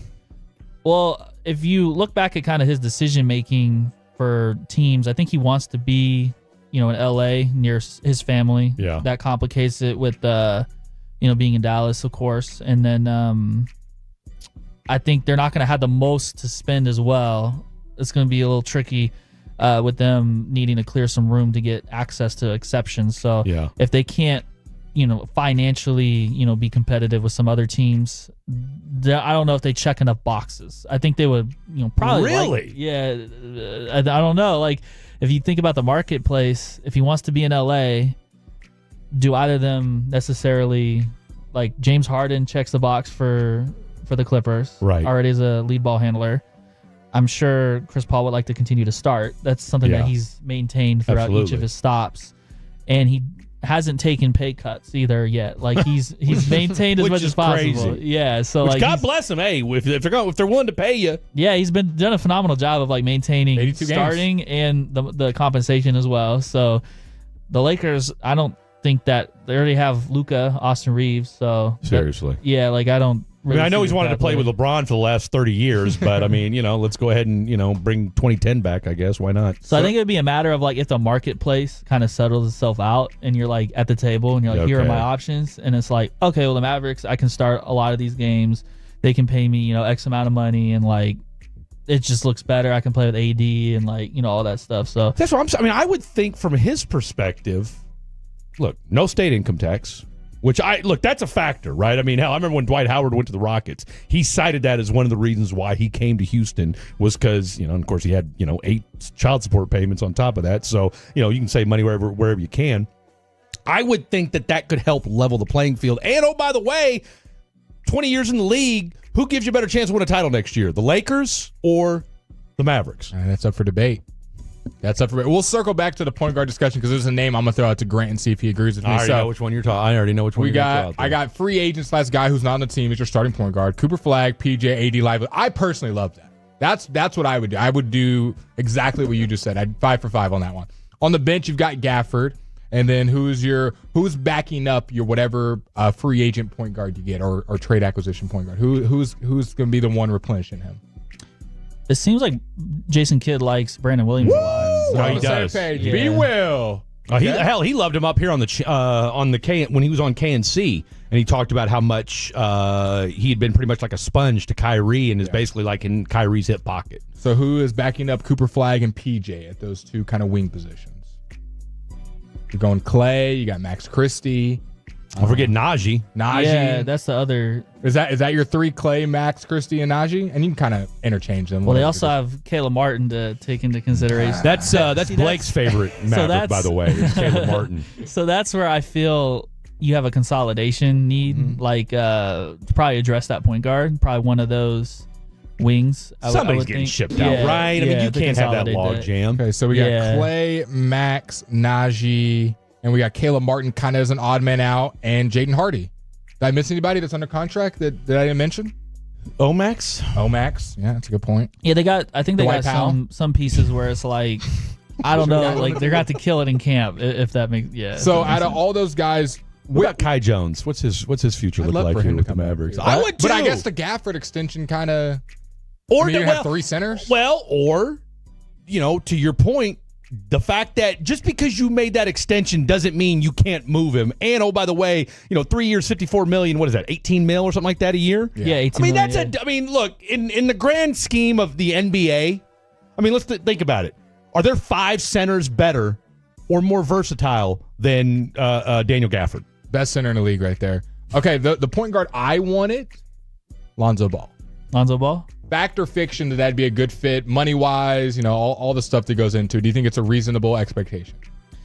Well, I think there's a couple names where it's like injury history. That's something that, if you're really trying to get by without Kyrie playing until like whatever it may be based off how his recovery goes, like January, something like that, you got to be really confident in the durability element. So I think someone like him or Malcolm Brogdon, you have to take into consideration that that durability. Basketball wise, I think he would be a really solid fit if they want to play fast and have him push the pace. Might be a better thing when like Kyrie's healthy and he's coming out the bench / starting. But I get your point of when he's not there, you're kind of just have another injury and that's another element you got to factor in as well too, though, because it's like if you're committing to the Mavericks, Kyrie will be back at some point. So you got to be cognizant of what the outlook looks like for you when that happens as well. So you got to probably target a player that can play with Kyrie as well. My last question, and then I'll hand out to Fred and we'll get out of here.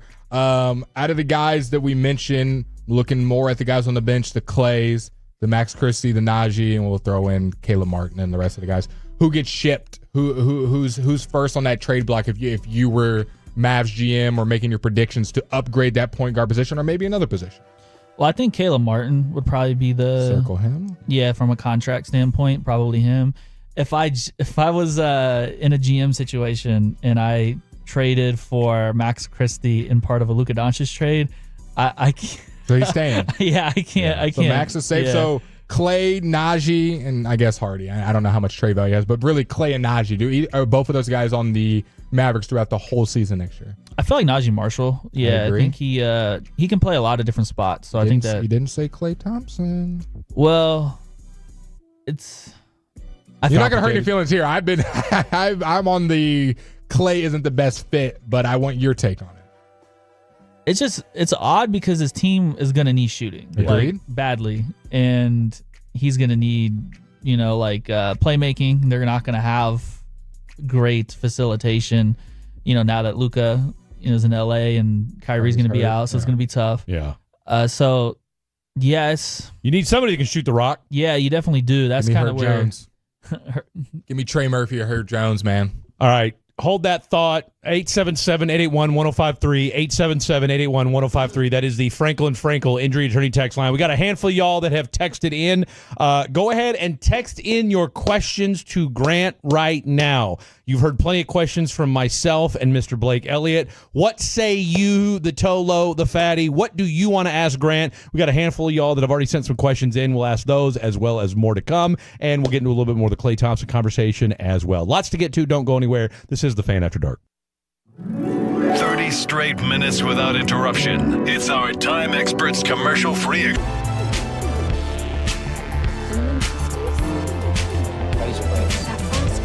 Nutmeg mayonnaise? No. I just said that. Is it Spice Girls? Doesn't sound right. What's it, Saffron Squad?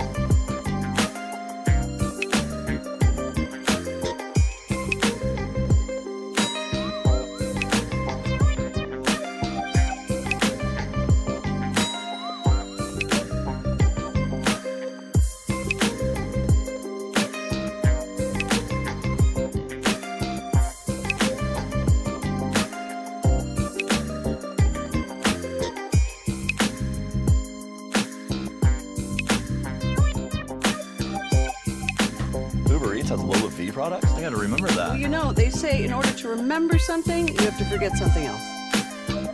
Okay, now that is a very cute haircut. That's like a little shag. I've never seen it before. Well, I mean, of course you have. It's the Rachel. Oh, is that your name? No, I mean like your name.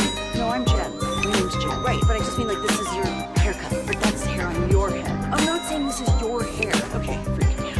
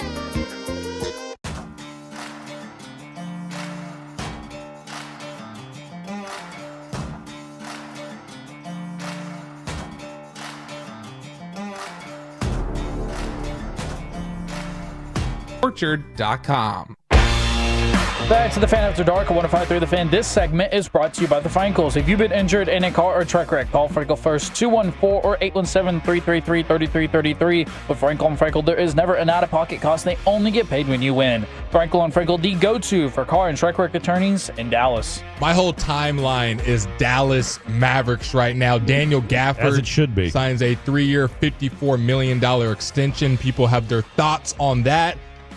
Are they cooking something up? Are they trying to trade him? What does this mean for Derek Lively? What does this mean for the rest of the team? Also a news that we didn't get to. Listen to the Fan After Dark. Fred Davis sitting across from me. Khaki Kev behind the glass. We got Grant Asseth in studio. Has been hanging out with us since really for almost the whole show, hanging out with us and talking all things Dallas Mavericks and NBA. We didn't get a chance to get into this. Kyrie we did no show prep, so that's why I figured let's just have Grant stick around for as long as he wants. Yeah. Yeah, while you're on the phone for 9 hours. Cag, I walk up to this guy's car, and I'm like, what is this guy? This guy rolls down the window like I'm a homeless guy asking for change. Dude, you don't understand. I was at my other job. I texted Fred. I said, hey, what time are you going to get there? He's around 7. I was like, oh, that's smart. I said 7-ish. Yeah, I was like, yeah, it's smart because the Rangers will probably be quick. The Rangers are terrible. Yeah. I'm sitting here, and I'm like, it's way past 7, and I don't see Fred. I don't know what's going on. He was just sitting in the busy afternoon. Busy afternoon. Kyrie Irving has until tomorrow to opt into his player option deal. What's kind of the vibes around that? Well, I think the expectation is that he'll stay. I think there's some frameworks that they can work with. I think before his injury, there was kind of some expectation from people that I talked to that maybe he would match the timeline of Anthony Davis, maybe like a 2+1 contract. But that was obviously before the injury. I still think the long-term goal is to stay, but there are some different options where he can opt in, still sign a small extension in terms of years, or if he wants to sacrifice a little bit to give the Mavs more breathing room, he could just opt out and then get a new contract worked out. So there's just some different options, and we'll definitely know a little more about that tomorrow. But I do think regardless, the goal is staying for like the next couple years minimum. Do you think Kyrie Irving is heavily factoring the Mavericks are at the second apron? I'm going to be out for a while. I want them to go get another player, or hey, I got all the leverage and I want the most amount of money that I can get out of this. I'm gonna opt out and try to get a lot of money out of this contract. I think we all agree that he's going to stay, but how much of that money? Because what is it, a $55 million player option? 43. 43. Like oh wow, that 43. was $43 million because it was 43 to 45. Yeah. His player option, do you just a little bit of a difference. What are you talking about? Thinking NFL money. How much of I don't even remember. Yeah, he's getting the quarterback franchise tag, I think is what they're going to slap him. It's never been happening in the NBA. I can't wait. Grant, you didn't hear that? You didn't hear that news? Heard it here first. Breaking news. How much of the money that he could get from the player option do you think will be different if he were to opt out and redo a contract with the Mavs? Or do you think it'll be around the same dollar amount? I think it'd probably be very similar. I don't know like exact specifics on it, but I think partly when these sacrifices happen, there's usually some plan, ahead of time. So if he feels that it's worth it, like there's, actual options that are attainable that would be, a difference maker on the roster, perhaps, a little bit of a sacrifice on there, which, he does take pride in recruiting.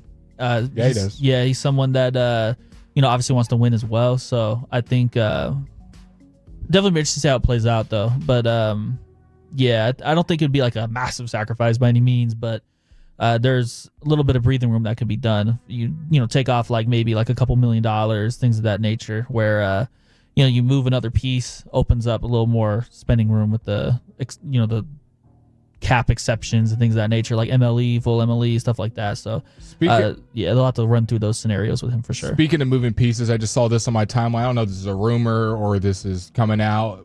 It looks like the Mavs, we know, are trying to move back into the first round to maybe get another player. We've heard a bunch of rumblings about that. I'm a fan of that, whether it be Walter Clayton Jr., Walter Clayton, Proctor, and Cooper Flag's teammate. And the name getting thrown out is maybe a Caleb Martin getting moved for said draft pick. What are the chances that the Mavs move back into the first round? Kind of what are some things you're hearing around that? Or is that just smoke and you think it's Cooper Flag and they're going to move on with their draft process? Well, the thing with a lot of this stuff at this time, there's a lot of scenarios that teams would like to do. And, they made calls and all that stuff. And it takes a lot of, for some of those harder, trades, things to play out. And with them, they're not in a position to necessarily take on like bad contracts because they are in a position where they need to shed some money, so they're not probably going to be able to do something like they did with the Sacramento Kings a couple years ago. They took on Rashawn Holmes' contract and were compensated to do so, and then took Omax. And that's usually how you can get it done, or you have like legitimate value that you're sending out for a contender that's trying to add a Caleb role Martin, player. man, he's legitimate value, right? He absolutely is. Somebody wants him. I mean, if on you the bench. like, they would probably have to move, somebody that can fit, one of those rotation spots. That's, but teams are getting stingy with those draft picks now. Like they're not trying to just like throw around unless for, like, they're the second round picks. Yeah, yes. Five of them. I mean, if you probably find 3 or 4 floating around, you can let's just go ahead and throw them in for somebody. I mean, if it's a 36th pick, you can just throw 35th, 36th, throw it on Caleb Martin, or on Quentin Grimes. It's nothing. Here's my question for you. All right, and look, I know we're 24 hours removed from the NBA Finals, and for a Mavericks team that's been in flux the way it has over the last 6 months, this team's going to look very different after Wednesday.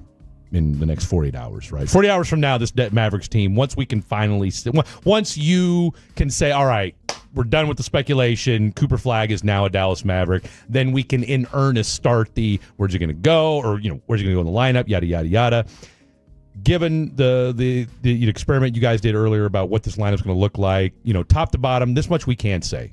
Yes, while we know Nico Luka trade notwithstanding, okay, Nico's a pretty decent GM. Do we agree on that?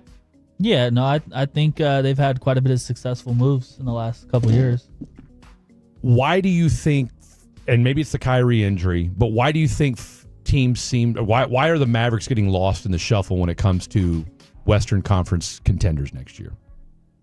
I think a lot of it has to do with the lack of draft picks. Like some of these teams patiently like stacked picks, even though they had like a Shai Gilgeous-Alexander, like the Thunder still were patient and continue to take on bad contracts, add money. And I think, Luka off the rip was such a fantastic player to where it's like, you're not really in that position. You want to win. There's pressure to win. Yeah. And that's where it's kind of complicated because they've made win now trades for him. Mm-hmm. And then they got rid of him. Still stuck with those pieces. Yeah. So, and then now they're not necessarily like, the clean, like if you're making a thought exercise, like let's build the perfect team around Anthony Davis. That's not really like the roster, like the vertical lob threat, space out, versatile guys like that you had around Luka.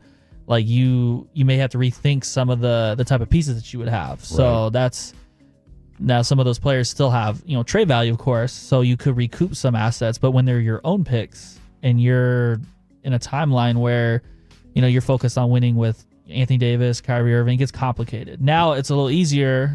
The value of those picks probably for other teams is diminished more because winning the lottery with Cooper Flagg, that changes the outlook for past the next 3 years pretty significantly. So I think it just I think they've had some successful moves, but something that I think a critique would be is that he's cleaned up a good amount of his mistakes. Yeah. Like Grant Williams didn't work out. You burn an asset for that. And then you go get PJ Washington and you're compensating for the trade. Now you're basically paying to clean up the mistake, if you will, of a piece that didn't fit. Yeah. And then the center position was a significant challenge early. Like they used a late first round pick to move a bunch of expirings to get Christian Wood. And then that didn't, that lasted one season. Right. So, that was probably the start where you can start the transaction tree, if you will, of like the center position. And then they've sent, an asset to get Daniel Gafford. Yeah. They, tanked a little bit, and then got Derek Lively. So but it worked. Yeah, it worked. So that they've gotten good players, but I guess if you're kind of picking apart, you would say there's been kind of cleanup work done of the initial mistakes, and not everyone's gonna be perfect with the GM decision making, but that's probably where you look back and you would think, okay, if we got this right the first time, we would still have this and this asset, and then you would be more in a position to position the roster with some of those like trades that you're seeing now, like Desmond Bain going for like 4 first round picks and a swap and all that stuff. Like you would be in a position to maybe make a crazy trade like that. And I think it was a good trade, but so I'm not calling like that trade crazy, but I'm saying like you're just. I thought it was crazy to an extent, but like the East is so open. But I get it now. I mean, I understand. You got to overpay. Bad contract too, taking on that. And he's geeked about playing in Memphis. Apparently, I heard him say that the other day. I guess what I'm saying is this: the Mavericks have this are uniquely positioned, right? Because you can win next year. Like we get it. You're the number one, you are the number one pick, but you're not the Wizards, okay? You're not the Hawks. You're not the Hornets. And we get it. Kyrie's out till March, but we all trust that Nico will go out and get a point guard in some form or fashion. I mean, you got to the play-in game with, as Blake learned last week, with duct tape and baling wire. Okay. No, yeah, Anthony Davis was grabbing at his. You know what I'm saying? Yeah, I mean, let's call it what it is. Battling through that. And really, if it wasn't been for the Suns' total collapse, I mean, you wouldn't have been in that position. You got to feel like, all right, can I get 60 games out of AD? We feel somewhat comfortable that Nico's going to make a trade of some sort. Like you said, we know we have this log jam of players that there's got to be enough time for. You got Cooper Flagg coming in. Like, this is a team that should be able to contend for the next year or two, and then you're obviously going to have to adjust on the fly as you continue to build around Cooper Flagg. And hold that thought because we're up against it. One more segment. We've held you here for 2 hours. I mean, it's almost like this guy's going to send out an SOS. We are the official show of the DPD, though, so I don't know if they're going to help you or not. Nonetheless, final segment with our boy Grant Affleck coming up next. Don't go anywhere. This is the Fan After Dark. Coming up Tuesday morning on Sean and RJ, how the Rangers.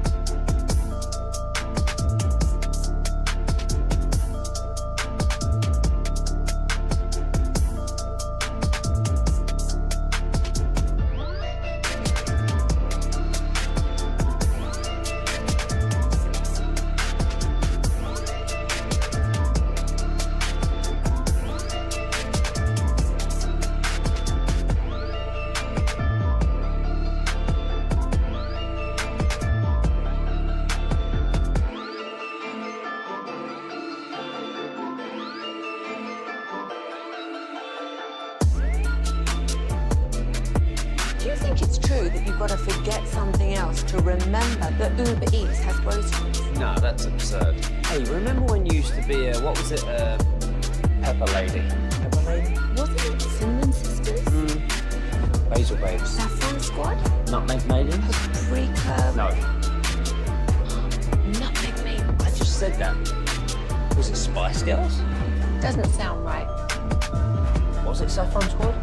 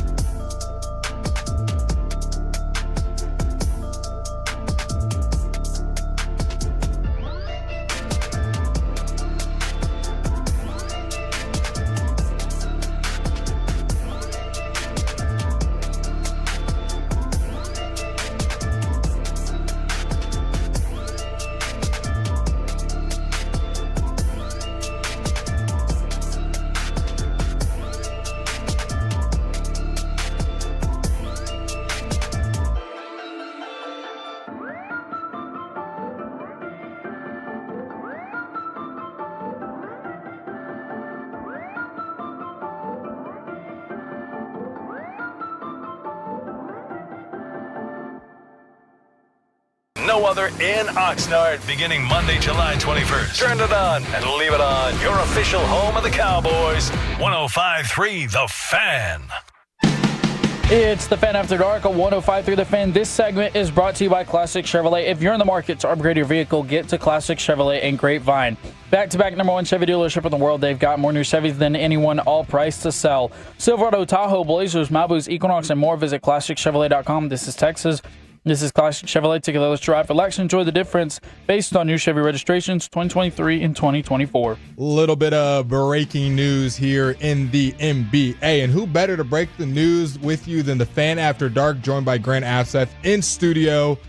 The Portland Trailblazers and the Boston Celtics have engaged in a trade. The trade will send Drew Holiday to the Portland Trailblazers for Anthony Simons and 2 second-round picks per Shams Charania. It would have been Grant on the beat, as Kevin said, but we got him on the radio, so we got him away from his job, so we apologize for that. But initial reaction to the trade, boys, I've got mine. I want to hear y'all's. And the text line, 877-881-1053. Are the Boston Celtics no longer dominant with no on-ball defender, Drew Holiday?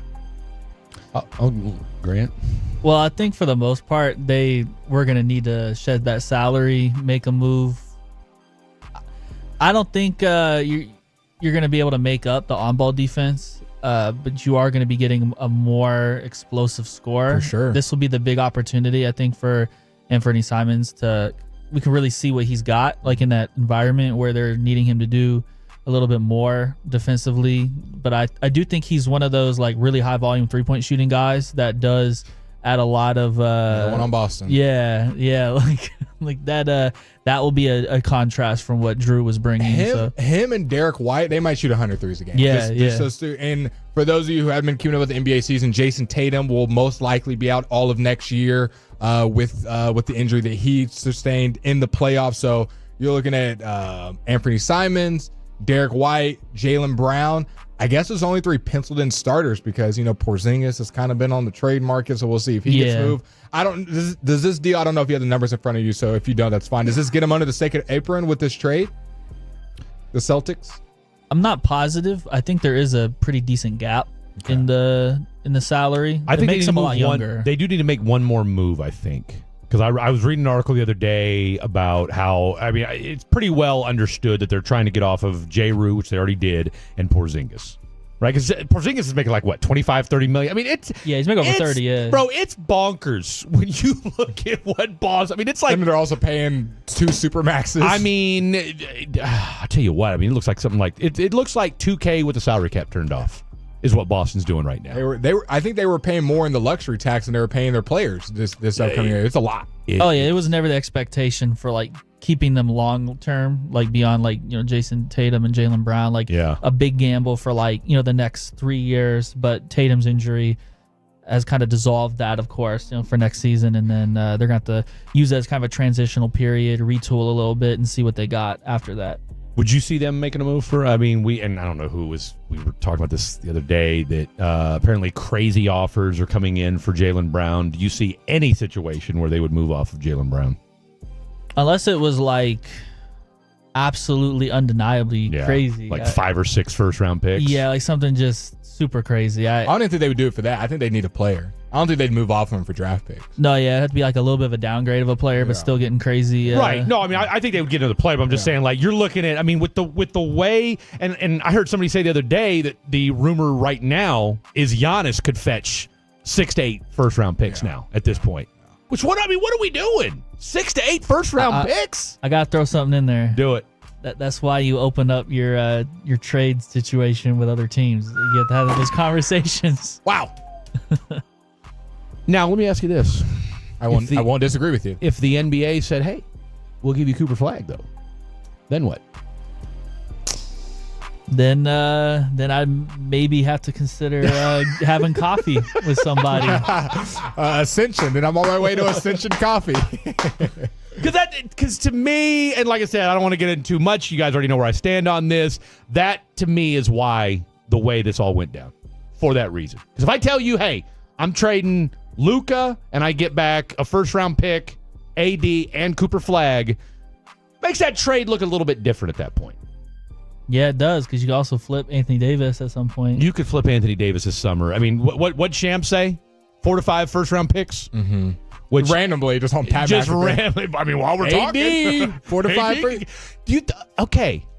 Okay, so Anthony Simon is on expiring contract, so I guess that plays a big role on him going to the Boston Celtics. And it says Shams also put out just a minute ago, the Celtics remain engaged on trade talks surrounding multiple key players on their roster.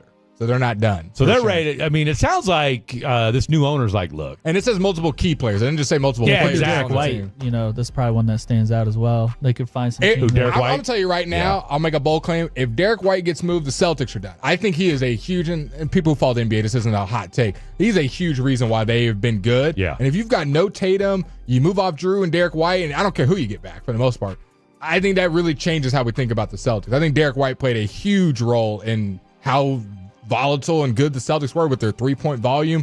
If you move off Derek White and get, I don't know, insert player, whoever you want to throw in there, then you got Anthony Simons, Jaylen Brown, no Porzingis, maybe you do got Porzingis.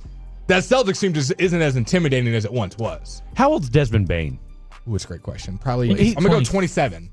Yeah. Now, but Derek White's like, what, 32, though, isn't he? Yeah, he's over 30. Isn't he? I was going to say, isn't he a little bit longer Desmond than Bane, 2? 26. Okay, I'll give myself a good guess on that one. And then who'd you ask about next? Derek White? Derek White. But I think Derek White's like 32. 30 on the dot. Oh, he's only 30. He turns 31 on July 2nd. So so he's about to be 31. I guess what I was going to throw it out to you two is, with this new owner, I mean, look, and this guy had to bring in like 6 or 7 other people as part of his, purchasing group with the Jason Tatum injury.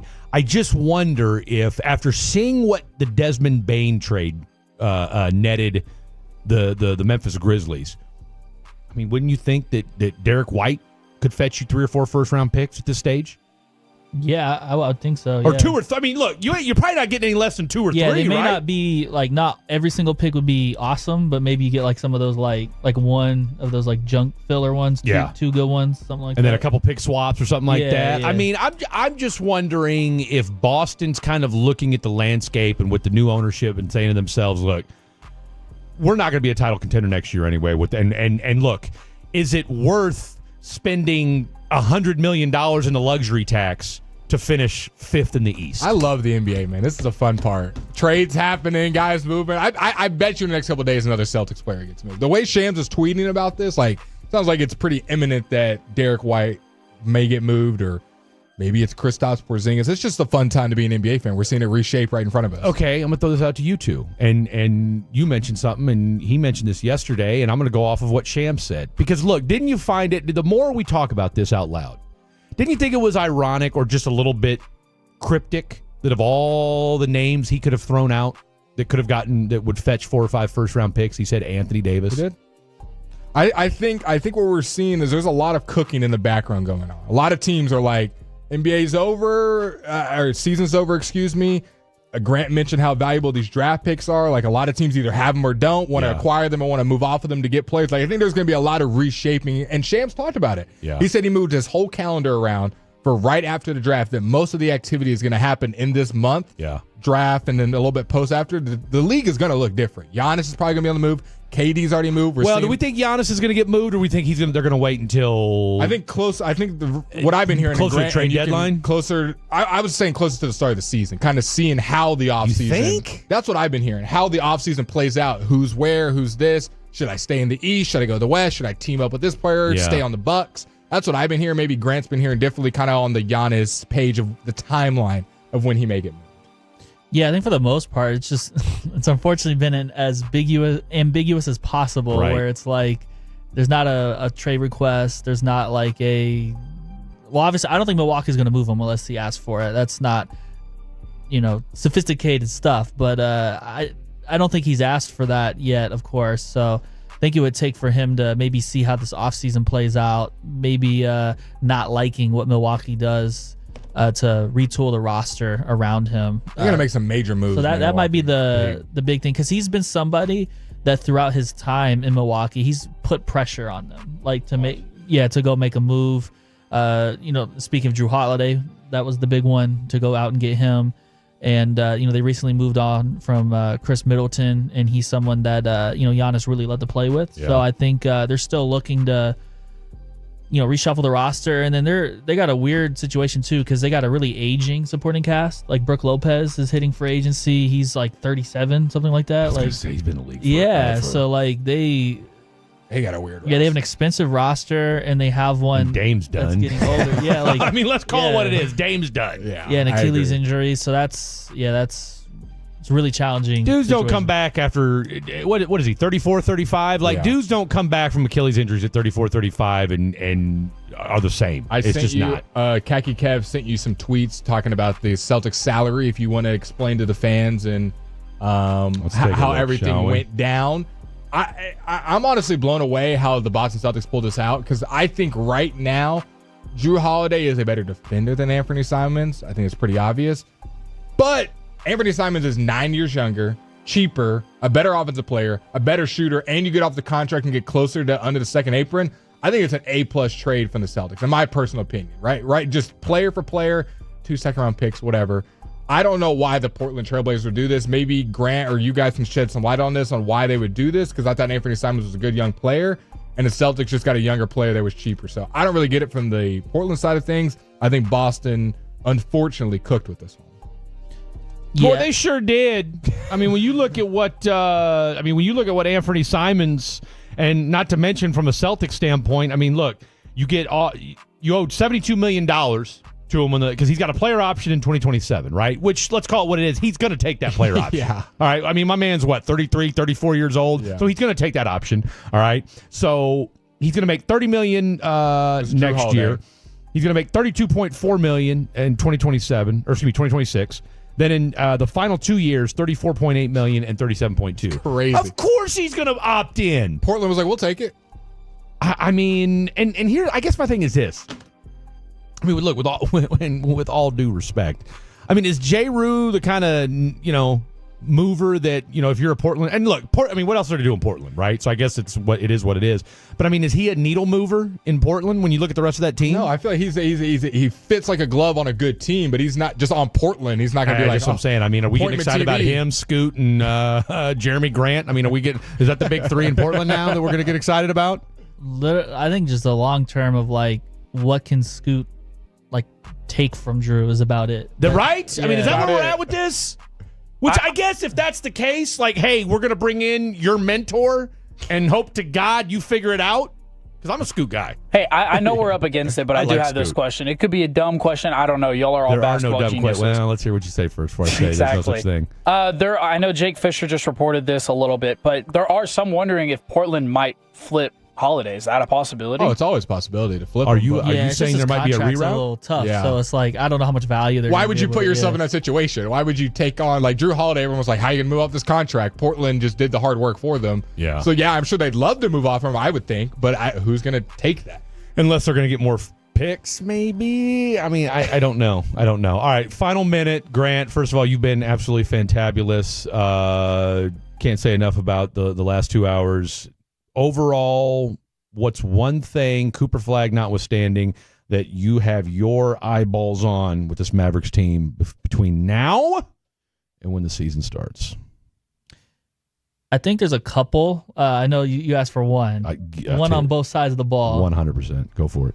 So I think with the way we talked about the roster, the lineup looking, he's going to have to guard, shifty, quick players, backcourt, shot creator type of guys, and seeing how he handles that as a primary. Okay. Like I think he can guard pretty much anybody, but that's a lot of responsibility to put on somebody who. So it's like a really special player who's not even 19 years old yet. Yeah, like.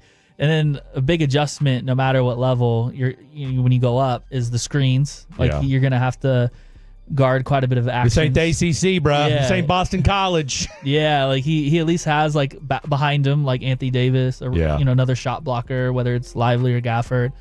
So I think that would be a big thing. And then offensively, Jason Kidd in the last couple years has really this is a very weird segue, but he's wanted PJ Washington to continue to improve his handle to be able to initiate the offense. Okay. And so I could see, with Jason Kidd being someone that likes to have the best player have the ball in their hands, like the, top perimeter player. Yeah. I could see, different situations where maybe Cooper Flag's initiating that offense and then seeing how they're operating. Like, can you flow into, different stuff like in pick and roll, things of that nature, like early offense. How are they going to utilize that? But also, with two bigs, there's less options. I feel like to put him in different sets. Like if he's on the elbow with Anthony Davis and there's no other big on the floor, I feel like you get a lot of intriguing stuff out of horns sets and things like that. Where a little bit like what you see from him in Duke a little bit, where there's some tough decisions the center's got to be put in if he's in those sets, and you got to account for both Cooper and an Anthony Davis or Lively or whoever it may be as that lob threat. So I think stuff like that, just really interested in like the little bit of the nuances on both ends, because it's not like the super cleanest thing for someone who's 6'9" to like step into. So it's going to really show his versatility on both ends. And if he handles that, then that's, fantastic show of like what he can be long term, where you can pretty much ask him to do anything and he can handle it. Yeah. Championship or bust still? It's hard to say, because when you miss somebody who's so important like Kyrie for so long, a lot of other things can go wrong too. Oh, absolutely. So like you say, I don't know. I haven't watched this Mavericks team for very long. I don't know what that looks like. Yeah, what happened last year? So that it's gonna be really tough if you bring in guards who aren't the most durable either. Like Lonzo Ball? Yeah, Blake Elliott? I'm here for it. Ladies and gentlemen, put your hands together one more time for the one, the only Mr. Grant Abseth. Absolutely phenomenal insight, and we will do this again real soon. I appreciate you, big man. The one, the only Grant Abseth. Go follow him on Twitter, and then, of course, go check him out at DallasHoopsJournal.com. Final hour of the program. Lots to get to. Don't go anywhere. Fan After Dark means wheels off on 105.3 The Fan and the Odyssey app. Presented by Comerica.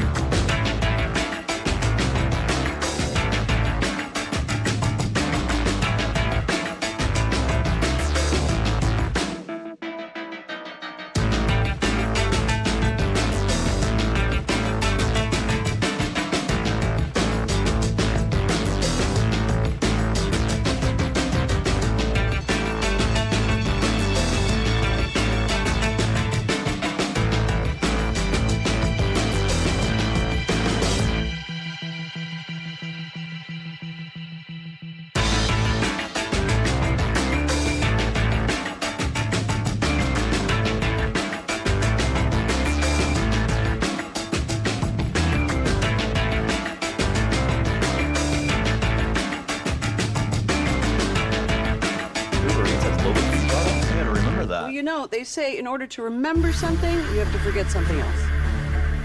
Okay, now that is a very cute haircut. That's like a little shag. I've never seen it before. Well, I mean, of course you have. It's the Rachel. Oh, is that your name? No, I mean, like your name. No, I'm Jen. My name's Jen. Right, but I just mean like this is your haircut. But that's the hair on your head. I'm not saying this is your hair. Okay.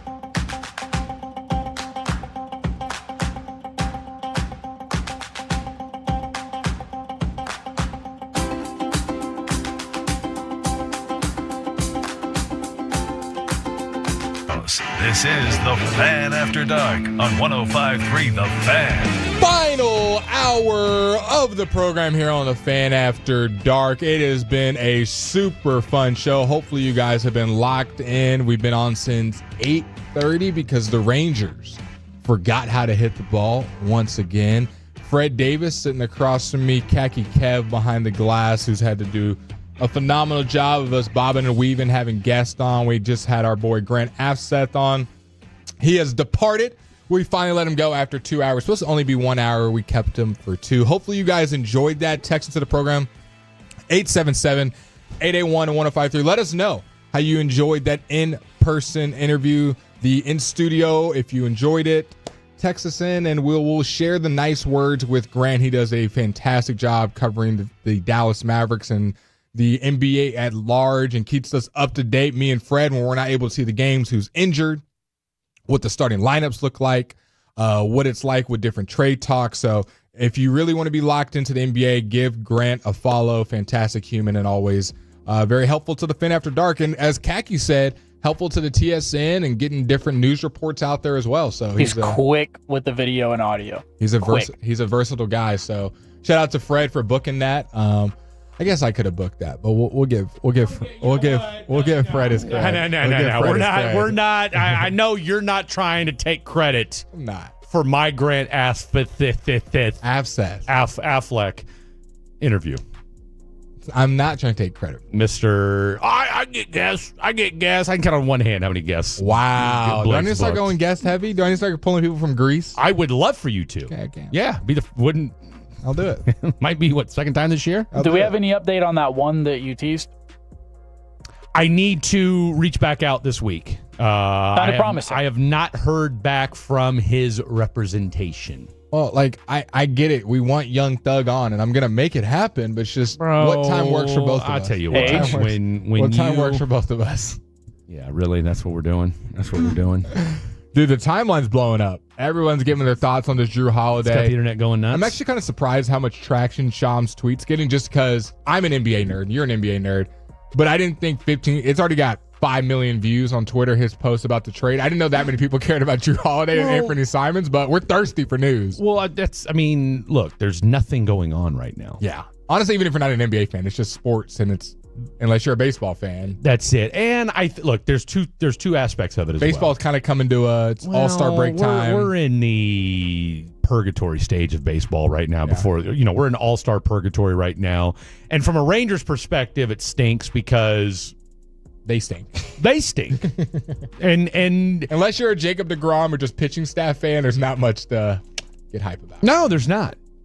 I mean, even my boy Jack Leiter starting to fall back off. No, Jack Leiter has fallen off a cliff in his last 2 starts.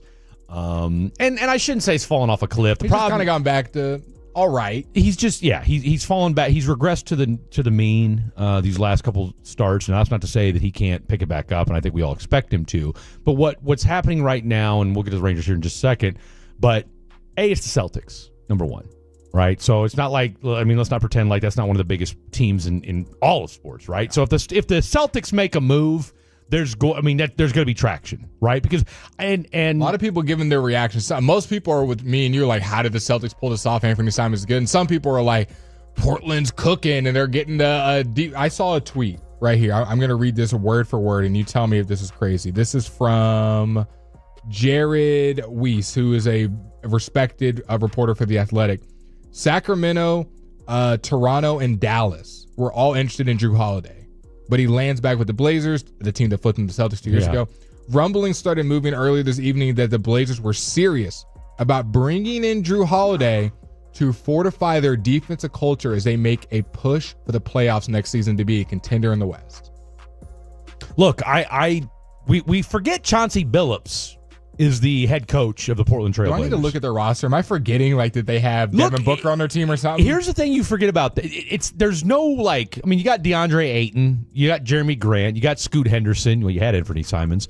But you've got here's the thing about that team, though. Remember, you got Denny Avdia, who's solid. Remember, this team was within striking distance late in the year. Because there was a time where they won 9 out of 10 and were one of the hottest teams in the Western Conference and almost got into play-in conversation. We named everybody that wasn't in their starting lineup. They got Tamari Kamara, who's one of the best young defenders. I'm sorry?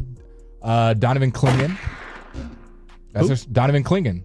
Why do I know that name? Because he was in college and a dog. Where did he go? UConn, right? UConn, right? UConn, that's right. Big old white boy. Yeah. So you got Clingan, Denny Avdia, Tamari Kamara, Shaden Sharp, who's kind of coming into himself. He's a freak. And Drew Holiday now. Yeah.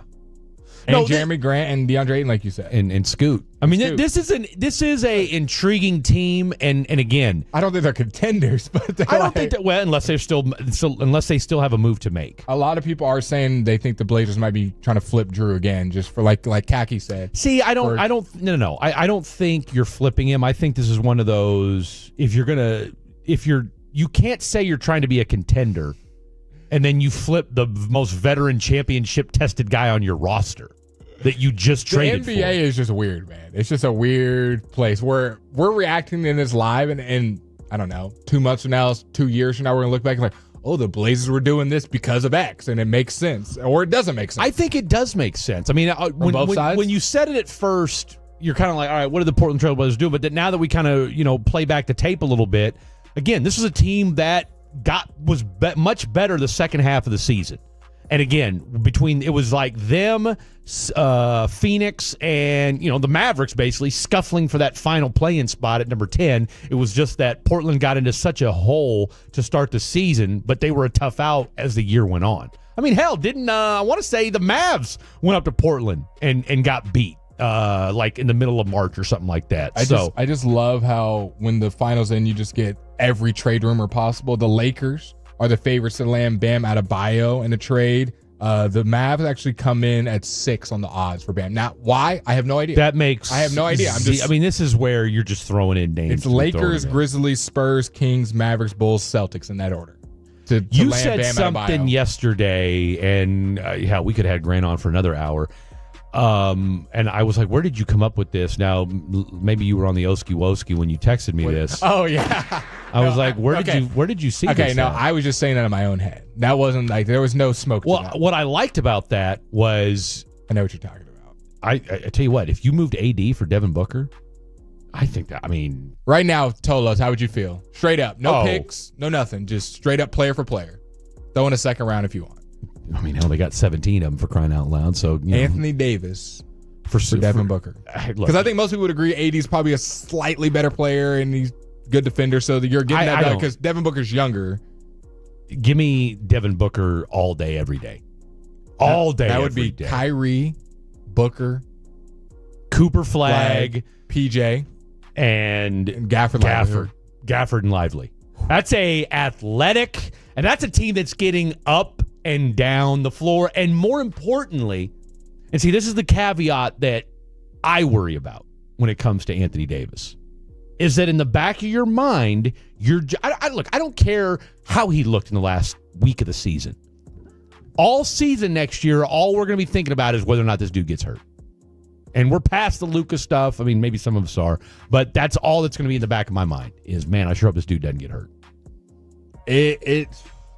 I agree. I think with Cooper Flag coming in, I know it's kind of crazy to talk about because it's Nico's guy, but I just think AD is a little bit less valuable because you can really play Cooper Flag at the 2, the 3, the 4, and you're getting that athletic 6'9" guy that can go out there and block shots weak side. Because that's kind of what AD does. He's the weak side. He's long, lanky. He can block shots. He can play defense. He can space the floor a little bit. I feel like Cooper Flag is a younger version, obviously not as tall as AD, but he can do some of those things. And if you mix in PJ. Wait, Booker's not as tall as AD? No, I'm talking about PJ and Flag. Like PJ and Flag can give you some of what AD is giving you. And if you tell me I can have Devin Booker and still have a miniature AD with Flag and PJ, their minutes your combined. team was fine without AD defensively. I mean, you didn't have any. I mean, you weren't some like shut down defensive team, but you did enough to get by. I mean, let's call it what it was. Your biggest liability was Luka defensively. I mean, it's not like, I'm not saying Devin Booker's Gary Payton by any means, but he's not a sieve either. Let's see. From the 972, we could have given the Celtics Jaden Hardy, SMH. I don't know if Jaden Hardy would move the needle like Anthony Simons. Anthony Simons, I don't know if people are guessing that was a joke. Oh, okay. Well, I don't know because Anthony Simons isn't really that big of a name. So I'm sure if you don't watch NBA, you're like, who? Anthony Simons is a very good young player that averaged 20 plus. And Anthony Simons was one of 6 players to make 3+ threes average, like made over 3 threes a game. And now he's on the Celtics, who bombs threes on from the 817, I don't know how. 817, you're going to have to provide your sources on this. Or are you just seeing what LaMelo's dad said? There's rumors for LaMelo Ball to the Clippers. I haven't heard that. No, that wasn't a rumor. That was I think his brother said that. I think they were on a podcast and like, where should he go? Plus his dad said that too. He's like, y'all need to bring my 3 boys back to, maybe 2 of them. But let's see. Devin Booker gets the yips in the AAC. He can't play in Dallas. That's from Luka's gone. Luka's gone. Oh, that's my mom. That's your mom. That's your mom. Luka's gone. Well, she would be fine with AD moving. I would think. I think we would all be fine with if you AD get a good moving. return. Look, if you told me I could get Devin Booker, I'm with it. For Anthony Davis, I'm taking that all day, every day, twice on Sunday. And I get younger. And I'm not injury prone. And this there's offense no more log jam, dude. This team's moving at light speed because then I don't need to go get a point guard. Yeah. I can play Devin at the 1 for a couple games, or not a couple games, for a couple months. I can play Devin at the 1 and Brandon Williams backing him up. Let's do it. And God forbid if Jaden Hardy ever decides he wants to play some defense, I can throw him out there too. Okay, shoot, might even bring back Spence. I want to see Jaden Hardy excel and exceed and succeed in life. I really, really do. For everything that poor bastard's been through. Come on, Jaden, we need to get him on the show. Okay. Jake Fisher, there was from the 806. I wouldn't trade a washing machine for Booker. See, that's just Dallas bias. I agree. All that is. I'm with it. I understand it. I hate Booker too, but just basketball. Put it aside, folks. Okay. I mean, we all kind of. I don't know many people that loved Anthony Davis before he was on the Mavs. Not like they had some great ties or anything. Still do. No, that's what I'm saying. Like they didn't have some great ties, and we some people now like AD is on the Mavs. People would feel the same if Booker came. We know him and Luka had their heated debates, but. If Devin Booker was on the Mavs, people would be happy. Man, they'd get behind it. Trust me. When he starts dropping 28 a game, I'm telling you right now, a Devin Booker, Cooper Flag, Najee, PJ, Book throwing lobs to Gafford and Lively. Yeah, you'd shut up real quick. Oh, I don't like Devin Booker anymore. No. And Booker's a dog. Yeah. All right, Think about Devin. That's what made the rivalry fun. Him and Luka would go back and forth. Look, the thing about Devin Booker is this. And, oh, by the way, he fits the quote-unquote culture. I mean, no one's ever said, hey, Booker's out of shape. I mean, look. Try hard. The Suns were a mess last year. Let's just help him out. Let's help out the Suns. We'll give you whatever you want. Let's bring him to Dallas. We'll throw Hardy in the deal. I mean, the young point guard. No, I'm going to keep Hardy. I'm Omax? still. Omax and AD. And our second round pick. We will give you that. Now let's do a second round pick swap. Second round pick swap. Pick 35 or pick 36. That's right. I want a second round pick. You know what? No. I'm getting rid of Dwight Powell. No, we can't. No, that's where I draw the line. That's where I draw the line. The line in the sand. Okay, that's our leadership. Who would you rather have? Dwight Powell or Kai Jones? Dwight Powell. Okay. Dwight Powell holds the team together, Fred. Longest tenured employee. I didn't say player. Longest tenured employee. That's right. I also need the Dwight Powell. Did he get hit in the head today? Fan account to keep going. Yeah, that's one of the best Twitter accounts. CA's been with the Dallas Mavericks longer than Dwight Powell has. Okay. There you go. Let's get that straight right now. That combo can never leave the You better put some respect on the three-time. What are we doing for the top 5? Top 5 hot foods that you've ever gotten from a gas station. I'm talking 7-Eleven pizza. Talking racetrack hot dog. Okay. Whatever. Now, what you cannot do, I don't want to hear any whatever place, U-Sups or whatever. No chains. No, the Golden Chick and the Chick-fil-A and a gas. None of that. Yeah. It has to be food that you could only get at a gas station. Okay. What about the Laredo Taco Company? They're only at gas stations. But no, like companies. I'm talking about Buc-ee's? I'm talking about it has no brand on it. It has no brand. What about Buc-ee's? That's a brand. Going to break. You just said racetrack. That's a gas station, not a brand. What is Buc-ee's? I don't know. Hope the bosses aren't listening. It's another week.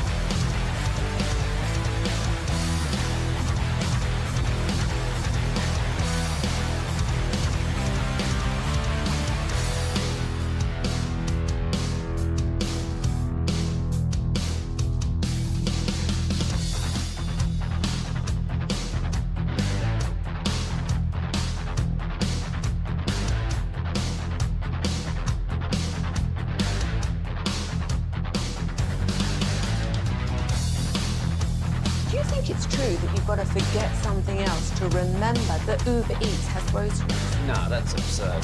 Hey, remember when you used to be a, what was it, Pepper Lady? Pepper Lady? Was it Cinnamon Sisters? Basil Babes. Sapphire Squad? Nutmeg Maidens? Pre-curve? No. Nutmeg Maidens? I just said that. Was it Spice Girls? Doesn't sound right. Was it Sapphire Squad?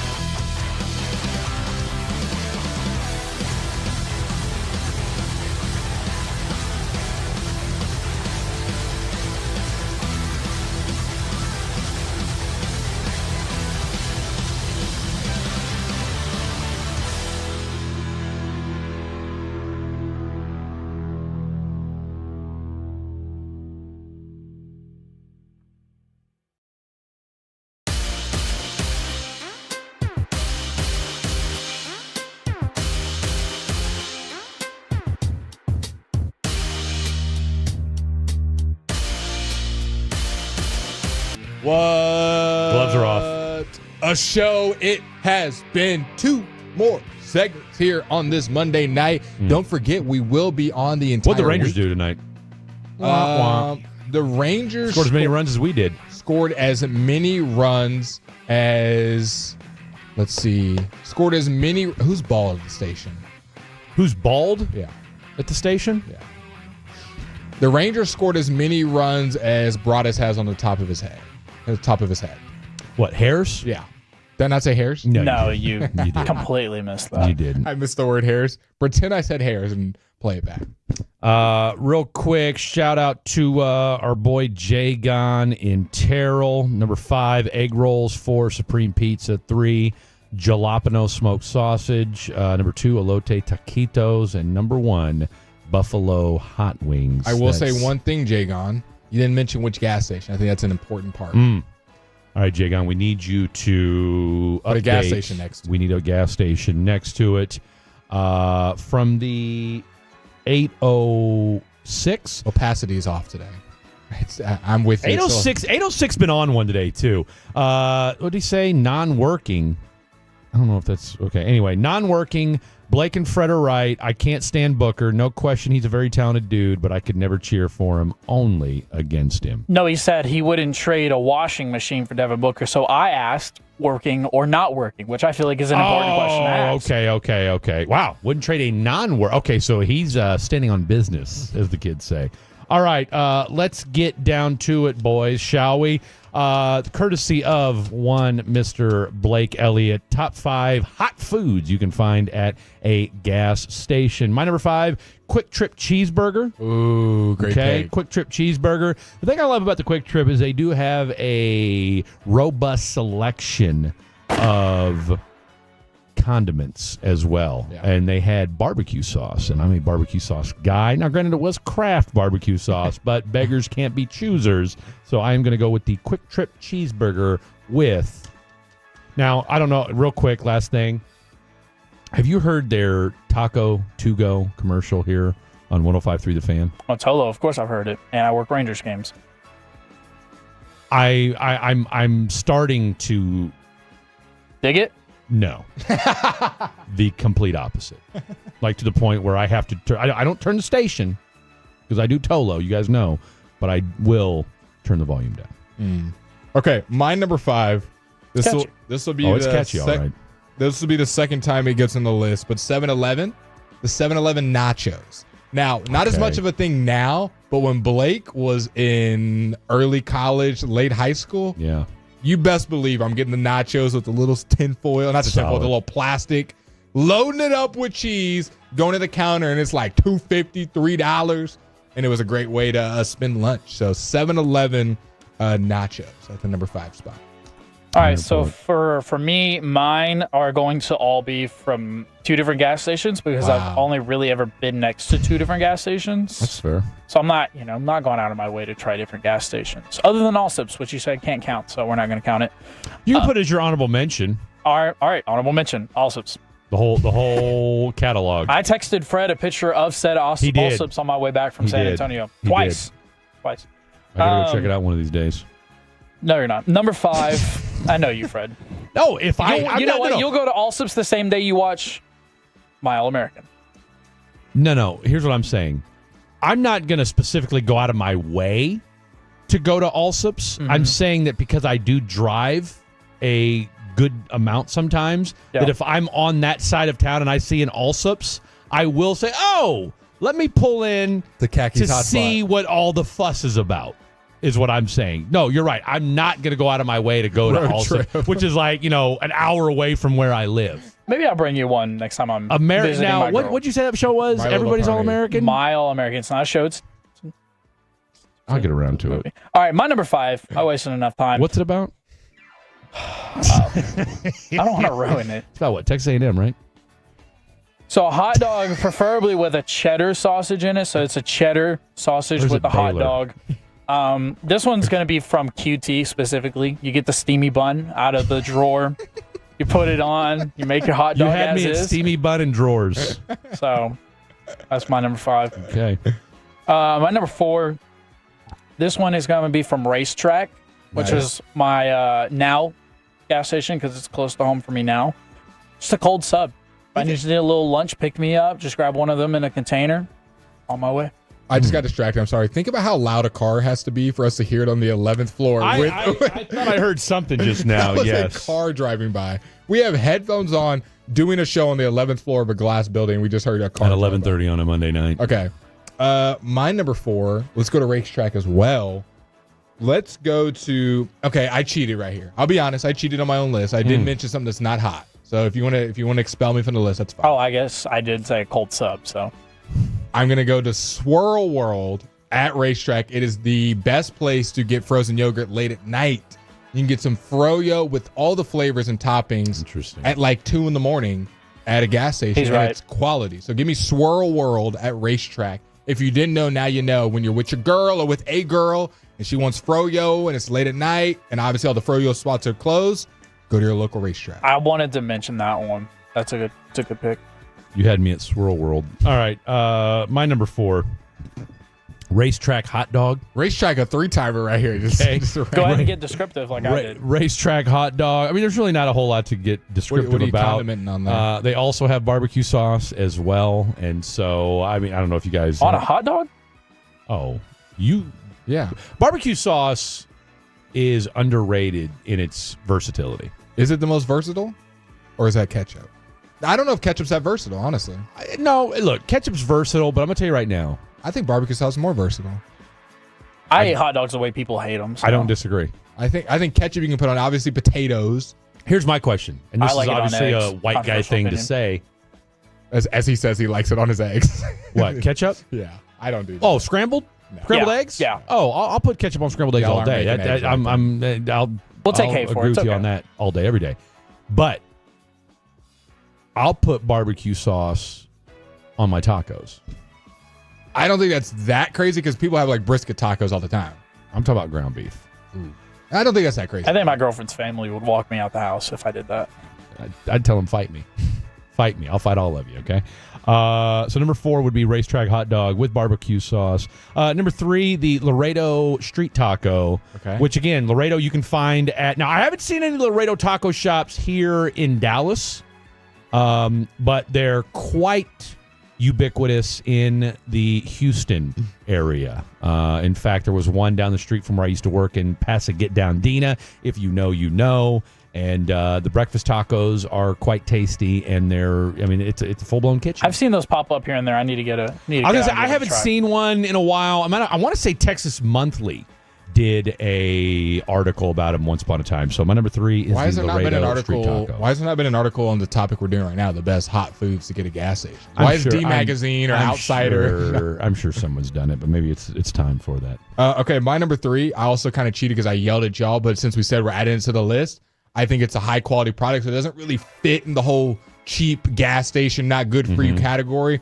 I'm gonna go the Buc-ee's brisket sandwich. Now I do think it is cheating because I feel like it's in its own category. But if we're adding You said gas station hot food. Buc-ee's is a gas station. That's the hot food. But would you agree it's kind of cheating? Like, no, it's not. All the stuff we're listing is like kind of bad for you, and it's like low quality. because food. Buc-ee's brisket sandwich is on the food pyramid. I mean, but what are we talking about? They're slicing it in front of you. It's quality beef. Like they're not just all the stuff we're talking about is like prepackaged, just kind of laying out there. Like you literally not exactly great for your body. said Swirl World. Okay. Yeah, that's my point. This stuff's not good for you. Like what do you think your cholesterol would What are look you trying like to do if at a you had gas station? Buc-ee's brisket sandwich every day? It's probably better than all this other stuff we're listing. What are you trying to get at a gas station? Trying to like get a salad and No, go? y'all or? are not getting what I'm saying at all. I'm saying the other stuff is a lot more processed and just sitting there in a package and is typical gas station food. Whereas a Buc-ee's brisket sandwich, they're like cutting the brisket in front of you. It's fresh. It's not healthier. I'm just saying it's a lot more better quality of the stuff you're getting. I mean, I don't sleep on the racetrack hot dog. I mean, Come on, I can't. I don't think. Maybe I'm being bougie. I don't know if I could eat a hot dog. I think you're being bougie. I don't think I could eat a hot dog from a gas station. Oh, I absolutely can. I'll destroy a hot dog from a gas station. I just it looks Mark at me that, where- please. It looks No, at me I was where- hoping you would say glizzy. Then I would have marked it. It just be looking weird on the roller. Y'all know what I'm talking about. The little I hot know roller. exactly what you're talking about. Going into a gas station hot dog, this could be the last one I ever eat. Okay? I don't know about you guys, but As in, like, you're going to pass away? as in you really don't know what's going to happen. Your colon could explode at any minute. And then you're going to chase it down with some chocolate milk, too? What? Well, What? see, the thing is, hot dogs are already one of those mystery meats that we eat sometimes. And you're mixing it now with a gas station, and it's been sitting there for hours. You want to know something diabolical? To quote our friend Ruben Portillo, if I go on a first date, I want to take a woman out and swing by a Quick Trip or racetrack. You want anything back? I'm going to bring back a chocolate milk and a hot dog with barbecue sauce on it to let her know this is what I'm about. This is going to be a daily, so okay. Doesn't fit. Not daily, but I want you to know where I'm coming from and what I'm capable of. Okay. Maybe two to really show. That's right. See if she grabs it or if she just leaves it there for you. That's it. And I'll throw the plastic at her after I'm done. Okay. I eat it too fast to carry. I eat it too fast to carry. That's exactly right. You just did your number 3? I did Buc-ee's. What's your number 3? My number 3 is the hamburger pizza, specifically from Racetrack. The hamburger pizza? Mm-hmm. Okay. You can get it by the slice, hamburger pizza. Or you can buy the whole thing. You're feeling You get real if you froggy. get a whole pizza from a gas station, then Oh, I've got a story for that I'll tell you after I do finish my top 5. so yeah, hamburger pizza from Racetrack. My Okay. number 2, I am going to say Buc-ee's, but I'm going to take a controversial route here. Okay. And this is something that I tried most recently when I came back from my San Antonio trip. Beaver nuggets? No. They have a club melt. Okay. I have not tried that. The brisket sandwich is good, and I'm not taking anything away from sandwich it. is But you know what goated. you're getting, right? Absolutely. Club melt. I kind of like that because I like a good club sandwich. It was messy, as you want it to be. No, we got I'll go ahead. I'll just do that one myself. I'll do that one myself. I don't know that there's really anything. You had me at messy. I don't know that there's anything He else. said like you want it to be. Yeah. Okay. Khaki Kev. Who knew? Khaki Kev pulling back the curtain a little bit in the 11 o'clock hour. This is what happens when you go to midnight. Well, I'll I tell didn't you think he what. realized what he was saying. No, I think he did. No, I think he absolutely knew what he was saying. Anyway, club melt. Give Club it a melt. try. Let What's me your know number what you 2? think. That was my number 2. The messier, the better. Number 2. My number 2, and this is where we're getting into the really heavy hitters now. I've had these in the last week. Okay. This is what spurred this idea for this segment. Number 2, we're going back to Quick Trip. Yeah. We're getting the Buffalo Chicken Roller. Now, this is on the little rolling machine next to the hot dogs that I ignore. And this is a crispy outside with a chicken and cheese inside. Usually a little bit of spice level going on with this dish as well. really hits the palate well. Yeah. This is one of my favorites to go to. This has been a staple for about 6 years. And what's this called? Buffalo Chicken Roller. It's at every QT you've ever been to.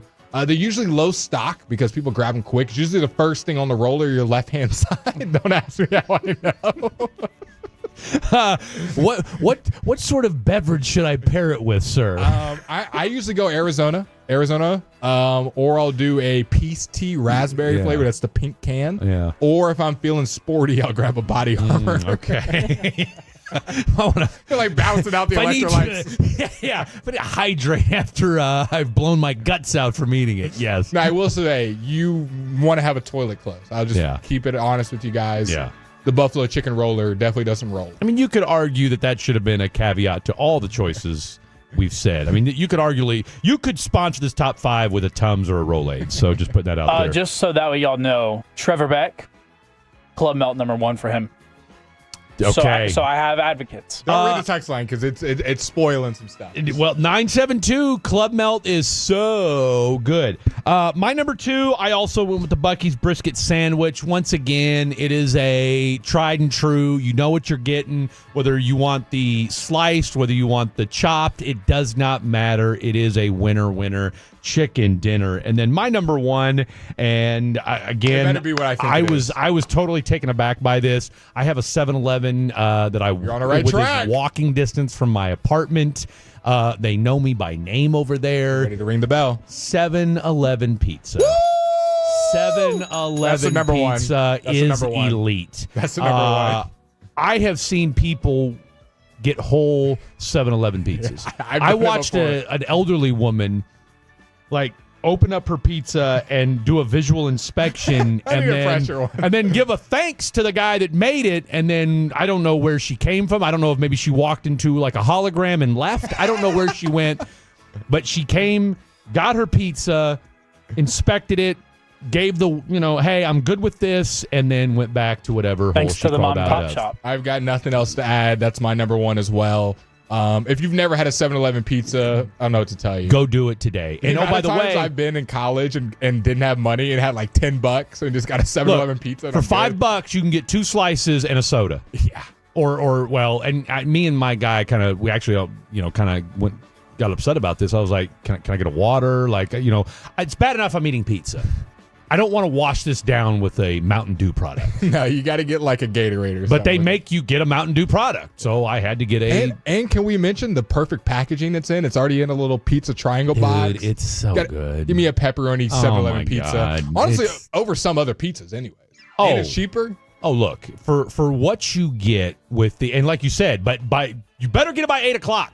Yeah. Because it's at least the one by my apartment by 7:30, 8 o'clock. And, you guys know I'm on my Oski Woski detox here on 105.3 The Fan After Dark, summer detox.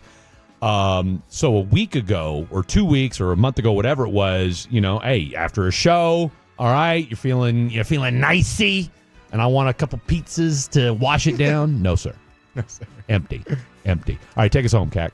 All right, my number 1 is going to be any of the rolling taquitos from Racetrack. They got the Southwest chicken. Ballsy choice. They've got all the spicy ones. You got jalapeno, cheddar. Any of them, you can mismatch them as you want. That's my number 1. From the 817, LOL, I'm at a 7-Eleven right now, and yeah, their pizza is damn good. Final segment of the program. Ladies and gentlemen, let's get you home after this. Coming up Tuesday morning on Sean and RJ, how'd the Rangers do in their game?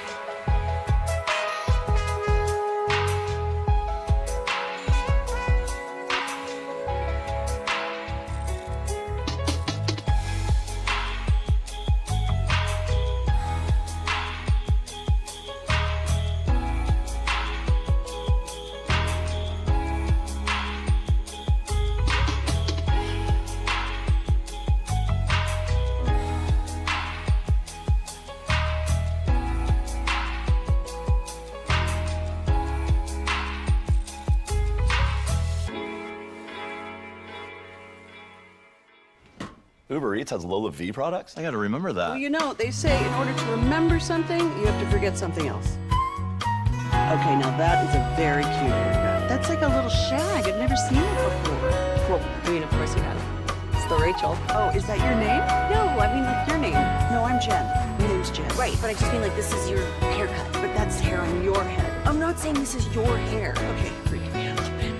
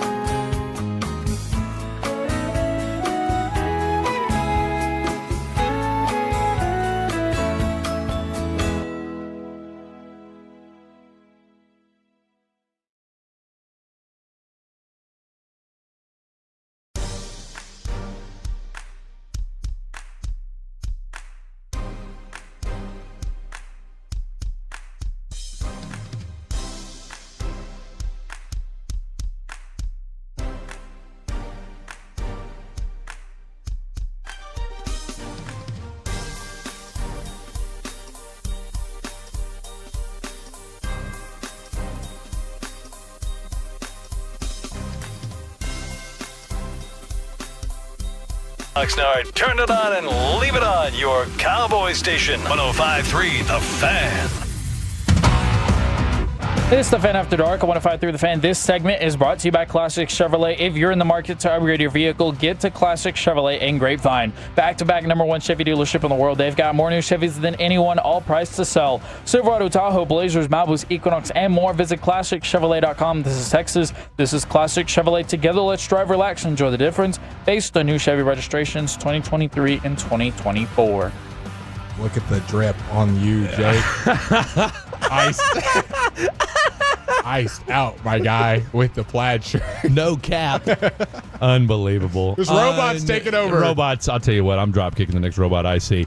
Shout out to all you guys that participated from the 972. This is the late night DPD menu, a.k.a. the Dallas Police Department. And for those of you that don't know, Fan After Dark is the official radio show of the Dallas Police Department. Did you know that there's different neighborhoods in Dallas, the affluent ones that have their own police department? Oh, yeah. I mean, you got Highland Park's got their own. Mm-hmm. But, I mean, look, I'm just going to call it, a spade a spade, all right? My real rowdy and bout it cops, we know who you are, okay? Your Southeast Precinct, South Central Precinct, Northeast, Northwest. You know, I mean, you know what I'm saying? Like, if you want the smoke, I'm going to the DPD. I mean, what are you? You're a glorified security guard in Highland Park, okay? Hey! No jaywalking. That's right. Your left turn signal's out. You've got a tail light out. Okay? Look! Oh, what? Jimmy, please. You know what's the most annoying one? The license plate light. The license plate light being out. Look, if you're pulling somebody over for that, you're either A, an a-hole, or B, you're pulling them over for something else. Yeah. I mean that's cop 101 right there. So, real quick, couple things. One, shout out to our girl Karen Brooks Harper, friend of the program. We'll have to have her on this week. Why? Because shout out to Greg Abbott, who you called it.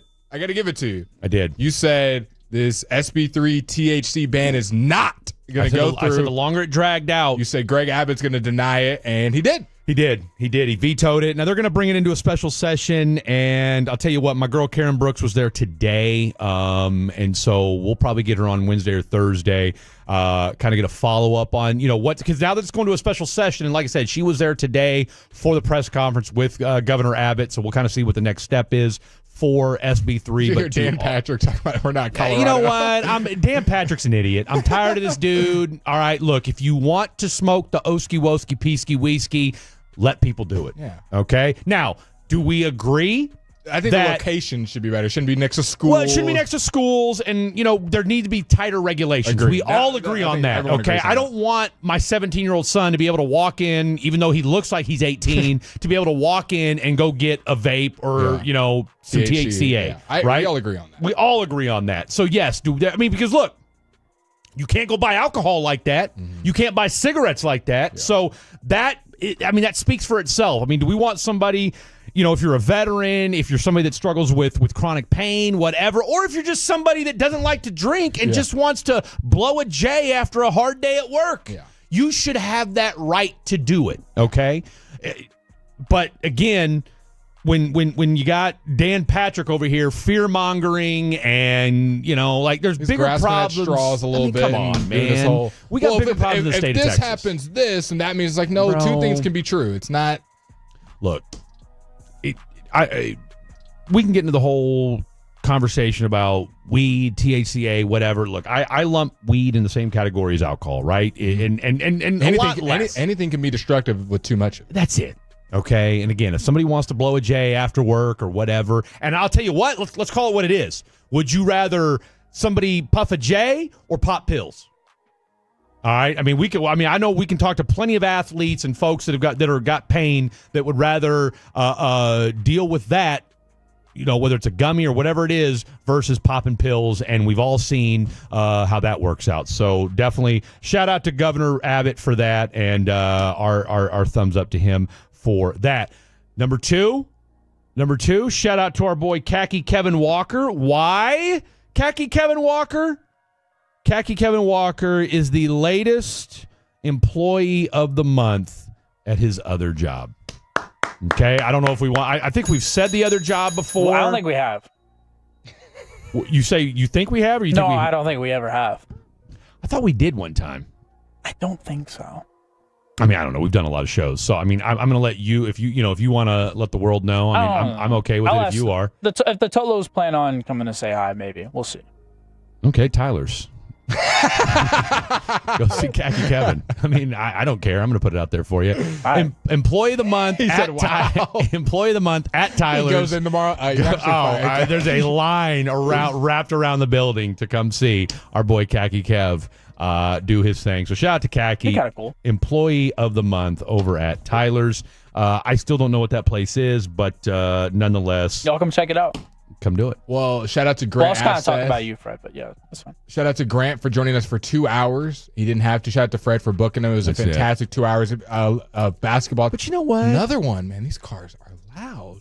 Yeah, seriously. I think the aliens. It's the motorcycles. I think the aliens They're are coming. Not gonna lie. I mean, here's the thing. It's one thing to get the Fan After Dark experience on the radio or on an app or YouTube or Twitch, but it's another thing to get it in person. Agreed. He dived in. For any marks that you made this program, can you just go ahead and play them? Please have the one of you as well, because that might have been one of the greatest ones ever. And you. All right, so here's the deal. I gotta wait for a minute because it has to wait 15 minutes. Yeah, that's good. Go ahead. Let me pull them and let me see what I can do. The messier, the better. In case you missed it, Is it weird if I play my own drop? No, it's not weird. You don't play it first. You can play ours, and then we'll get to that. Because then it'll seem like you're if you talking. played on a loop, it would be weird. But yeah.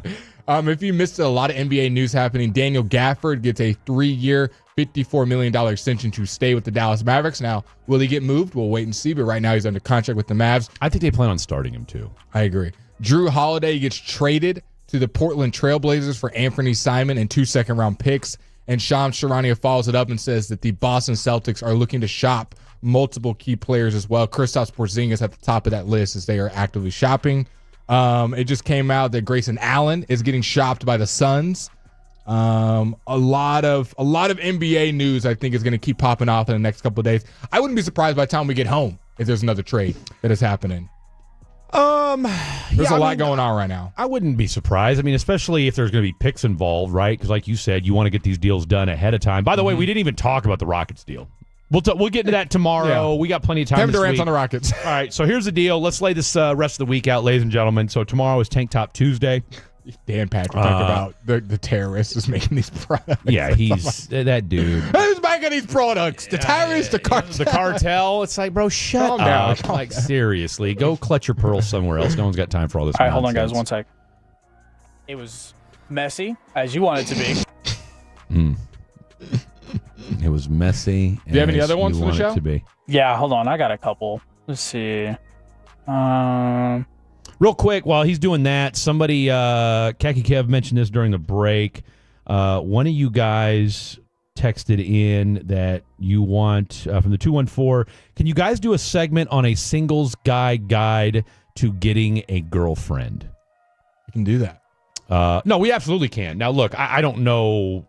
I mean, we should put a disclaimer out, like, take this, the sentiments and opinions from the Fan After Dark do not reflect the thoughts and opinions of, 105 Through the Fan. Correct. So, and, look, it's one of them things where, do so at your own peril. Mm-hmm. Mm-hmm. That's how I feel about it.